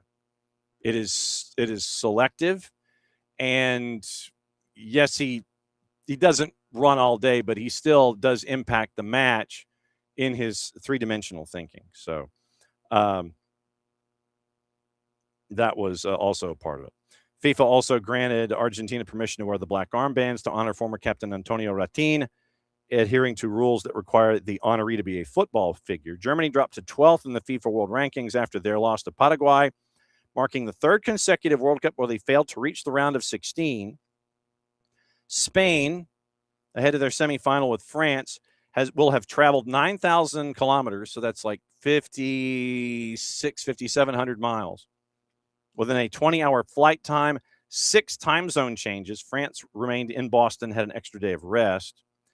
And South Africa, once again, you now have I'm trying to see how it was phrased here. Now there is a police probe over the passing of Jaden Adams, the South Africa national team player whose body was found over the weekend in Cape Town. So you now have a police probe in Adams' death. In Senegal, interim head coach Pape Thiaw dismissed despite guiding the team to AFCON qualification following the 2-0 World Cup qualifying defeat to Sudan. So you've got Bilic, you have Pape Thiaw, you also have Diego Forlan, who looks like he's going to be named the new head coach in Uruguay. So keep an eye out for all of that. Let's see, I'm trying to see if there's anything else that I might have missed this morning. So we'll look into that in a bit. Let me see. I think we're getting close to all of the other news in the morning. All right. So getting into the other highlights and other stuff to get into this morning, the U20s on the U.S. Youth National side, they still have another couple of days left in their training camp down in Fayetteville. Yesterday, they had the second of two friendlies. First friendly was a 1-1 draw with England late last week. Then they had a matchup with Colombia that was late last night. And here is the one goal in the match. It's called by Jason. And was it Jason and I think it was Madison? Madison Chance. So Jason was on the call last night for U.S. Soccer. Here's the one goal in the match for Colombia and the USYNT. Wynn trying to find it. Cut back at the penalty spot. Goal, Colombia. Silva with the goal, Mariana Silva. The cutback was excellent, and Colombia, in one of their first forays into the attacking third, get the opening goal.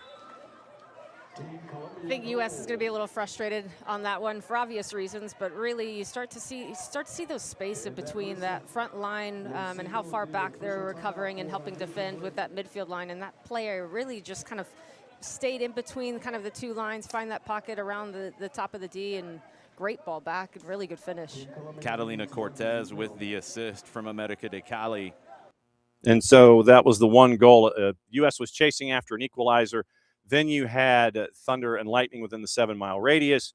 And the second match ends up as a 1-0 win. Second friendly as they are breaking in fields 1 and 2 down at the National Training Center. So another couple of days left in the training camp for the U20 side on the USYNT women's side as they're getting ready for their World Cup in Poland coming up later this year. So very, very cool to catch up with them and see what's going on down there in Fayetteville as they're getting closer and closer to World Cup qualifications and then hopefully participation in Poland later on here in the year. Okay, got another couple of things that are on the board before we get into gossip, rumor, and innuendo and our sources.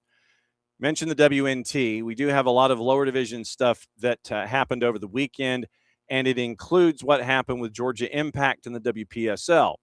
So yesterday was the end of the South Region tournament, and it was Georgia Impact and Pensacola FC. Here are your highlights in that to find out who would go to Kansas City to play in the Final Four. Maddie was on the call for this one, courtesy of Georgia Impact their own selves. Brought down, trying to get the runner, able to find it, driving through Sarah Houston.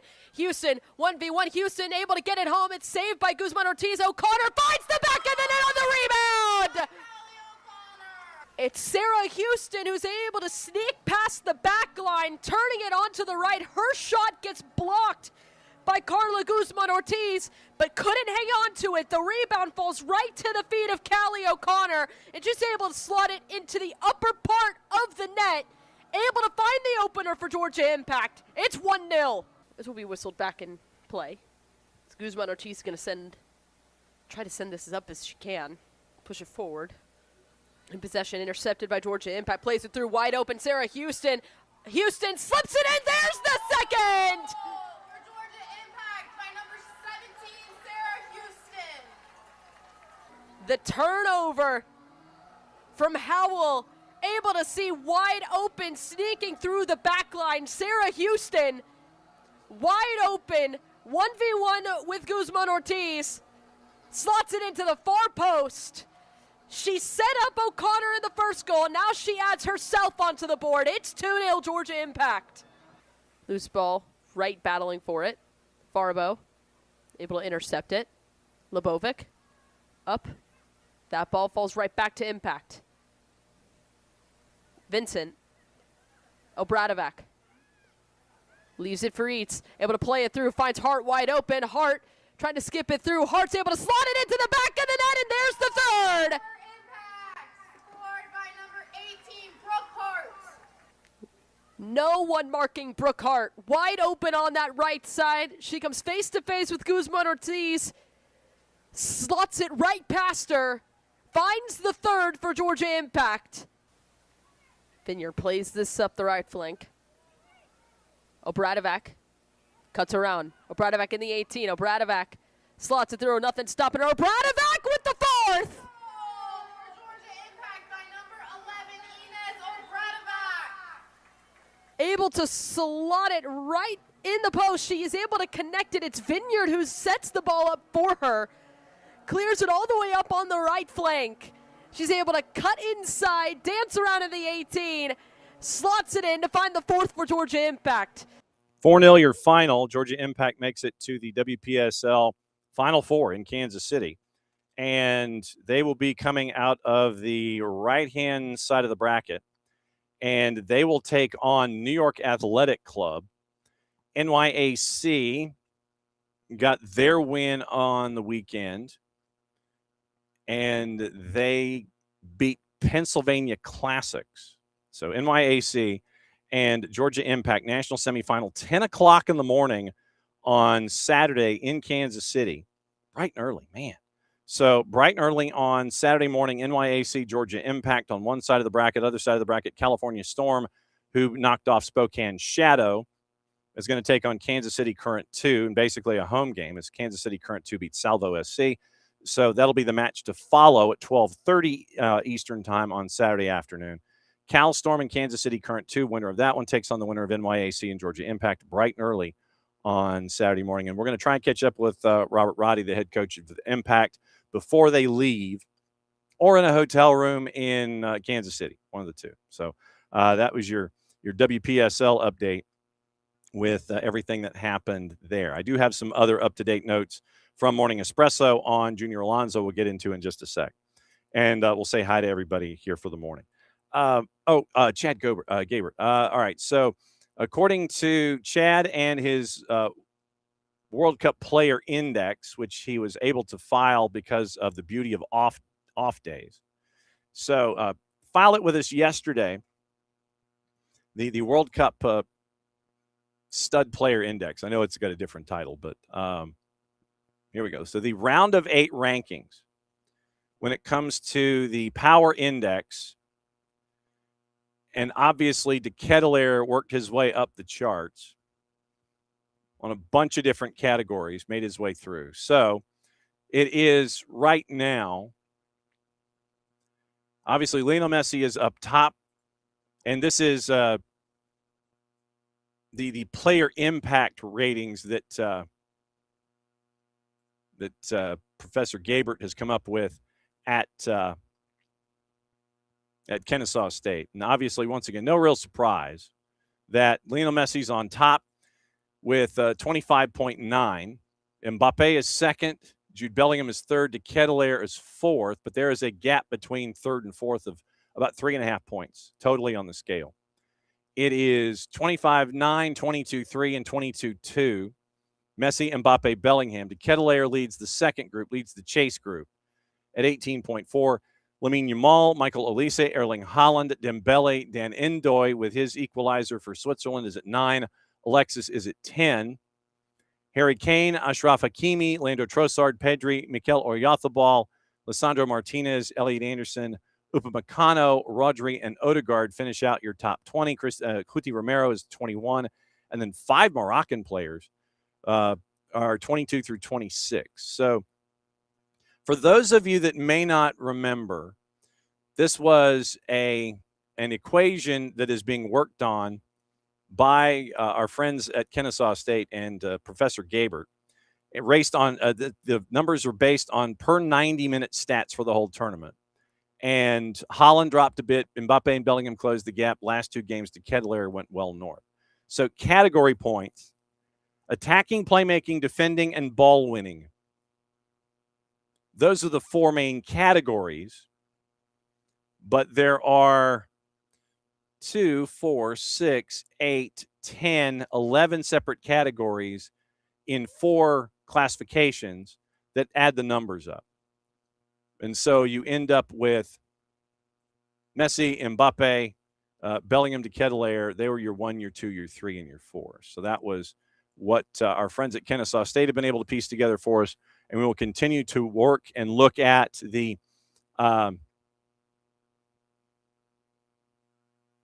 World Impact, the WCFPIS, 11 key per 90-minute stats into 1 overall score, goals and shots on target per 90, assists, expected assists, and accurate passes per 90, tackles, picks, blocks, clearances, and then ground duels won and possession won in the final third. Those 11 categories by the sports management department are combined into a mathematical formula, and the World Cup field player impact score for the round of 32 has 3 players up top and a chase group after that. Messi, Mbappe, Bellingham, and then the chase group starts to Keeler, Yamal, Olise, Holland, Dembele, Dan Ndoye, and Alexis. That's your top 10.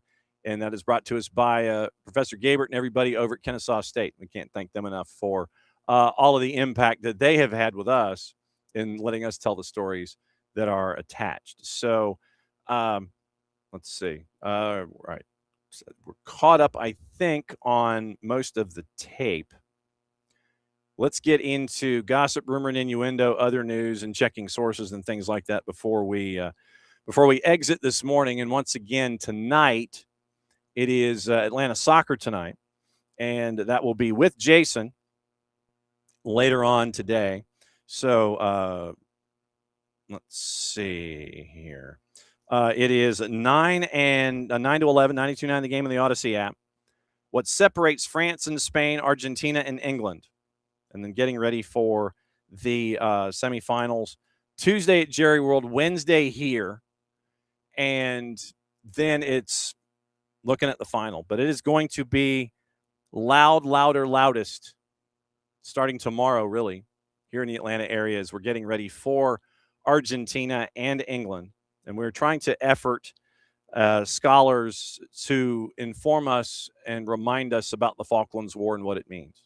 It's in the context of all of this. It is in the songs of the Argentines, and it is in the songs of the players in the locker room. So just to understand where these two nations are coming from, especially with recent words in the printed media, figured it would behoove us to once again revisit why this is a big deal and a larger part of the context of what's going on in this matchup on Wednesday. So 9 to 11, 92.9 the game in the Odyssey app. Once again, deep dive separating France and Spain, Argentina ahead of the semifinals. 92.9 the game Odyssey app, 92.9 YouTube channel, Off the Woodwork podcast section at 929thegame.com. So that is the rundown of all of that. Debinha has signed a contract extension with Kansas City Current through the 27 season with a mutual option for 28. So Debinha stays at Kansas City for a while. And there were some notes that were passed on about Junior Alonso, and it was in Morning Espresso, just to kind of give you an idea as to what he brings to the table. And in the numbers outside of the quotes, recruitment had been a clear driving force behind it, according to Morning Espresso. Alonso's agent, Diego Cerati, said on FALG 1080 AM, Tata Martino requested the signing personally. Alonso wanted Atlanta over another MLS suitor once that call came in. And obviously, he's going to have a teammate with Miguel Almiron as a national teammate. 422 appearances, 6 countries, top divisions. And the bulk of that career, once again, we've mentioned it, Atletico Mineiro. Scouting data backing up what Tata Martino is after. After his most recent stretch at Atletico Mineiro, ranked in the 95th percentile for pass volume, 57 attempts per 90 at 89% accuracy, strong marks and interceptions, and limiting dribbles past him. defending more on anticipation than physicality, precisely the profile of a composed left-footed center back that fits what Atlanta United has been missing. So the recruitment by Tata Martino himself was encouragement for Junior Alonso to come here and visit and then ultimately sign with the club. And he does so through 28-29. So obviously we'll keep an eye on that as Junior Alonso makes his way to be a part of the roster here with Atlanta United. Okay, now getting into gossip, rumor, and innuendo, what to watch, where to watch it, and how to watch it, brought to us by our friends at Fanati's, fntz.co/soccer down here. It is Can Champ, and so it is on Fox O&E with the doubleheader, the second legs. That you can catch that at 7 and 9:30, and that is tonight on the Fanati's. Also, if you subscribe to One Soccer in Canada, as some do, you can catch it there as well. So that's the rundown of what to watch, where to watch it, how to watch it by our friends at Fanati's at fntz.co/soccer down here. And to Abe's point early in hour number one, everything AFCON, you can get that at Fanati's through their relationship with BN in Middle East and North Africa. So getting into the other gossip, rumor, and innuendo from the morning, then we'll get into news and notes and break it all down for you there. It is a couple of signings for Manchester United. It looks like a here we go with Yuri Tielemans and Andre Santos, totaling about a little over 100 million pounds. So 100 million pounds, like 103 on the board. I think you're bringing in Yuri Tielemans and you're bringing in Andre Santos. Ederson's move has stalled at the moment. And so that's the very, very busy morning from our friends at Manchester United. Your trending rumors: Arsenal stepping up in their pursuit of Julian Alvarez, hoping to complete a deal before the end of preseason training, according to Miguel Delaney in The Independent. Miguel Arteta has identified him as a priority attacking target. Arsenal encouraged by PSG cooling their interest, and Atletico de Madrid's reluctance to let him join Barcelona or Real Madrid in league. Open to a return to the Prem. Negotiations expected to be complicated, giving the valuations over 150 million euro. Bayern Munich remaining confident Harry Kane will sign a new long-term contract despite interest from Spurs, Barca, and Real Madrid. According to Team Talk, final year of his deal, talks progressing positively. And Bayern believe it's only a matter of time before the England captain commits his future to them. Villa finalizing the transfer of Switzerland and Freiburg midfielder Johan Manzambi. It is, according to David Ornstein in The Athletic, opted to join Villa ahead of Newcastle. Sorry, Alex. Allure of the Champions League appears pivotal to Manzambi's decision. And Villa is set to feature in the competition after defeating Freiburg in the Europa League final. 47 appearances last season, 7+9 on the board. Internazionale poised to make another bid for Curtis Jones, according to Talk Sport.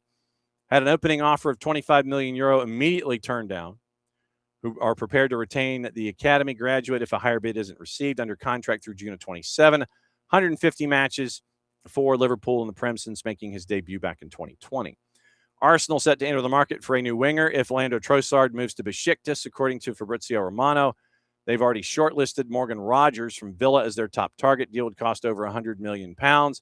Exit of Trossard could accelerate their interest in Club Bruges' Christos Solis, who is keen on joining the champs. Santos once again signing for 48 million pounds, plus another 2 in add-ons. London City Lionesses announcing the signing of defender Mape Leon on a 3-year deal following her exit from Barcelona, joining Alexia Putellas in London. We mentioned Yuri Tielemans, 35 million on the release clause, 35 million pounds. Release clause for the Belgian midfielder. Villa want to keep him. Sources have told the 4-letter he's indicated he would like the opportunity to slide over. Pep Guardiola is apparently, according to Gazzetta, the leading candidate to become new Italy manager. Caught offside is saying Liverpool and Manchester United have dropped out of the race for Crystal Palace's Adam Wharton, leaving Chelsea free to bid to sign him. Gazzetta also, Roma set to enter the race for Chelsea's Alejandro Garnacho, likely to leave Stamford Bridge this summer. Loan with a permanent transfer has been mooted. Team Talk on Omar Marmoush. Spurs and Newcastle showing interest in him. Marmoush is set to hold key talks with the club over his future. Sky Germany, Galatasaray direct talks with Eintracht Frankfurt over a move for midfielder Kaan Uzun. The Turkey international transfer is valued around 60 million euro, open to the switch. Sky Germany, Luka Vuskovic set to undergo his medical at Brighton. Seagulls paying Spurs an initial 50 million pounds. shown last season on loan at Hamburg. Chronicle Live, Newcastle have held talks with the representatives for Parma keeper Zion Suzuki. Magpies yet to decide whether they're going to firm up their interest by submitting a concrete offer. Fabrizio Romano, veteran keeper Jan Sommer set to join Club Brugge on a short-term deal. Lazio advancing in talks to sign Union Berlin defender Danilo Doki on a free. Celtic, the latest club to register an interest in Manchester United keeper Radek Vitek. That's from Football Insider. Former Union Berlin defender Diogo Leite has rejected a proposal from Saudi Pro League Algeria, and TalkSport once again mentioning Slaven Bilic. So getting into discuss things that Ben Jacobs, who's been a very, very busy man. Ben traditionally is very, very busy in the overnight hours with the East Coast here in the U.S. But Ben has Chelsea hoping to find a solution outside of Pep Chavadia's release clause, feeling Rayo Vallecano moved the goalposts. Chelsea originally told to offer 15 million euro, hit the number, Vallecano moved it. Understand that Chelsea's originally told to offer 15 and they hit the number, then Vallecano asked for more. Xabi Alonso is holding his opening press conference and is making comments on a variety of topics on joining Chelsea. Quote, a club with great potential, need to make important decisions and the right decisions. Strong base already, we need to keep building, end quote. PSG are going to trigger Luca Digne's release clause after agreeing to terms with the defender on a 3-year deal. PSG is going to pay less than £10 million. Also, Andre Santos has the picture where he is looking up. The pen is poised on top of the contract. He is smiling. He is not putting pen literally to paper, but you have that picture, so therefore it's obviously official. So 5+1 on the contract, 48+2 on the fee. He's going to wear number 17 when he's there. So Genoa's Brooke Norton-Cuffy, valued at 20 million euro this summer. Interest from Serie A. Everton explored a deal back in January. Ederson's proposed move to Manchester United off for now. Manchester United have not ruled out revisiting it late in the summer. Atalanta sources maintaining the players fully fit. Manchester United decided not to proceed after carrying out a thorough medical. Specialists looking at an issue with Ederson's knee flagged in initial tests. Additional tests following the World Cup set. United debated whether to proceed. They got buy-in from both Santos and Yuri Tielemans, got both deals closed pretty quickly. So keep an eye on Ederson going forward. So Ben also mentioned Monzambi. Monzambi's agreement in principle now in place, Villa Freiburg, for around £52 million. Monzambi had already agreed to the move. And Tielemans expected to undergo his medical this week after agreeing to join Manchester United. And he wanted to join once the World Cup finished. Looks like it was £35 million on the release clause. And then from there wasn't really a whole lot Villa could do in those two moves. So Southampton set to sign Lewis Dobbin from Villa for £9 million plus add-ons, spent last season on loan at Preston North End. Trincao, once again, permission to undergo a medical. All-Ackley and Sporting agreeing on a €45 million package, currently exploring the paperwork there.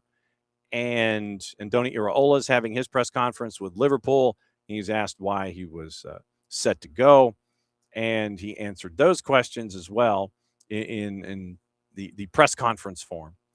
Let's see. Fenerbahce now optimistic on closing the Mason Greenwood deal. Al-Akli tried to hijack it. Fenerbahce have already had an agreement in principle with Marseille.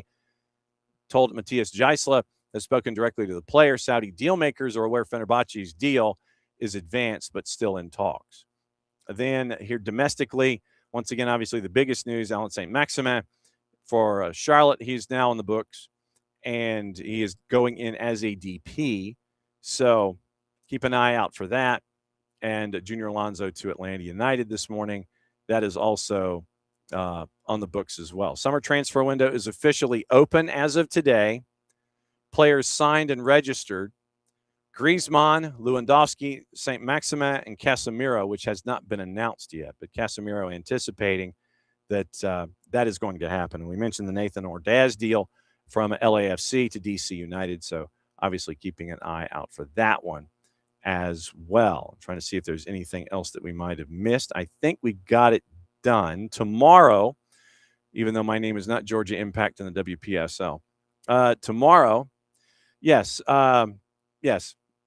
Sorry, Alex is almost a default. It's a part of our lexicon. So, morning, Alex Morning, Abby. And yeah, I'm kind of with you that new laws shouldn't be implemented before a major tournament. Before a season, yeah, I'm kind of with you there. So, morning, David. Morning to Nick, who is apparently mourning. Fabio Cannavaro looks like he might be out in Uzbekistan and heading back into the pro coaching game. Morning, David. Morning, Wiley. And Wiley, I understand. Wiley's going to be keeping an eye on Atlanta United.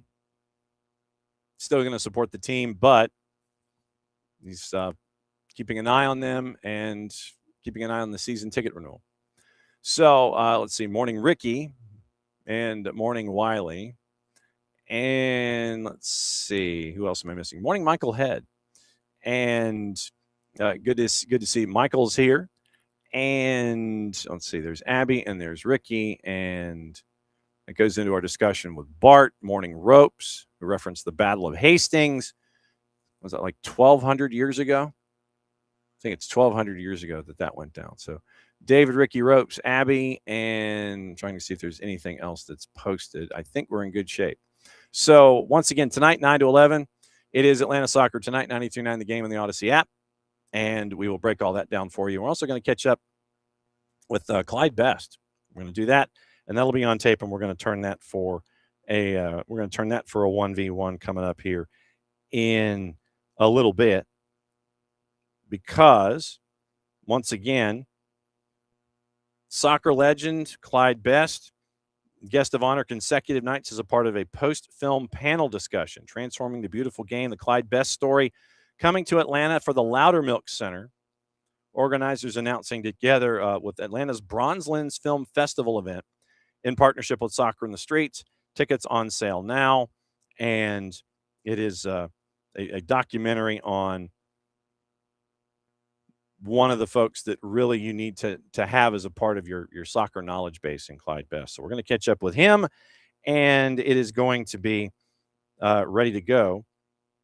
And we'll lock all that in. We're going to have that interview, and then we'll have that 1v1 posted for you as well. So tomorrow should be the return of KCD, and we will catch up with her and catch up on everything else, getting ready for the first of the two semifinals tomorrow, in addition to everything else. And we also have an interview after Casey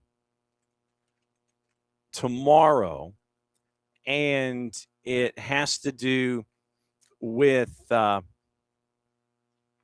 education initiatives that are attached to the items and activities here in and around the World Cup in Atlanta. And so that's going to be another big piece of the puzzle that we get to work on here when it comes to all of our interviews. And so that's going to be at 10:30. So hour number one is going to be looking at all the soccer things.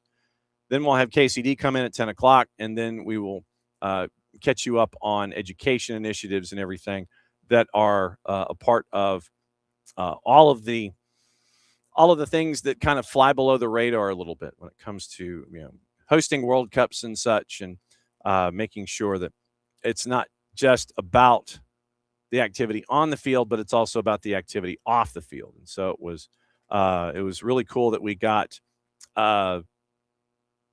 this particular interview set up with what's going on. So we're going to be catching up with a lot of folks as we kind of wean off the tournament and go forward, because there's a lot more stuff going on through University of Notre Dame, and there are initiatives that we're going to be keeping our eyes on as well. But one of that is tomorrow at 10:30. So hour number one's about soccer. We've got KCD should be at 10 o'clock, and then at 10:30 we'll get to find out about education initiatives that are attached to the World Cup here in Atlanta. So that's the rundown for tomorrow. Once again, thanks for hanging out with us for another go-round of SDH AM. And as always, thanks to Abe, and thanks to Bart, and thanks to all of y'all for dropping by and being a part of everything that we do on a daily basis as OGs, plus ones, and A-listers, and spreading the word of the beautiful game as we always get to do. So that's another round of SDH AM. See you in, as I try to do math, 21 and a half hours. And since it is the end of the show, that means I get to do this. Mucho platial. We'll catch up with you tonight for Atlanta Soccer Tonight at 92.9 The Game, and then tomorrow morning, 9:05 Eastern, for another go-round of Tuesday Thoughts in SDH AM. It's the end of the show. Means I get to do this. See you later tonight and then again tomorrow.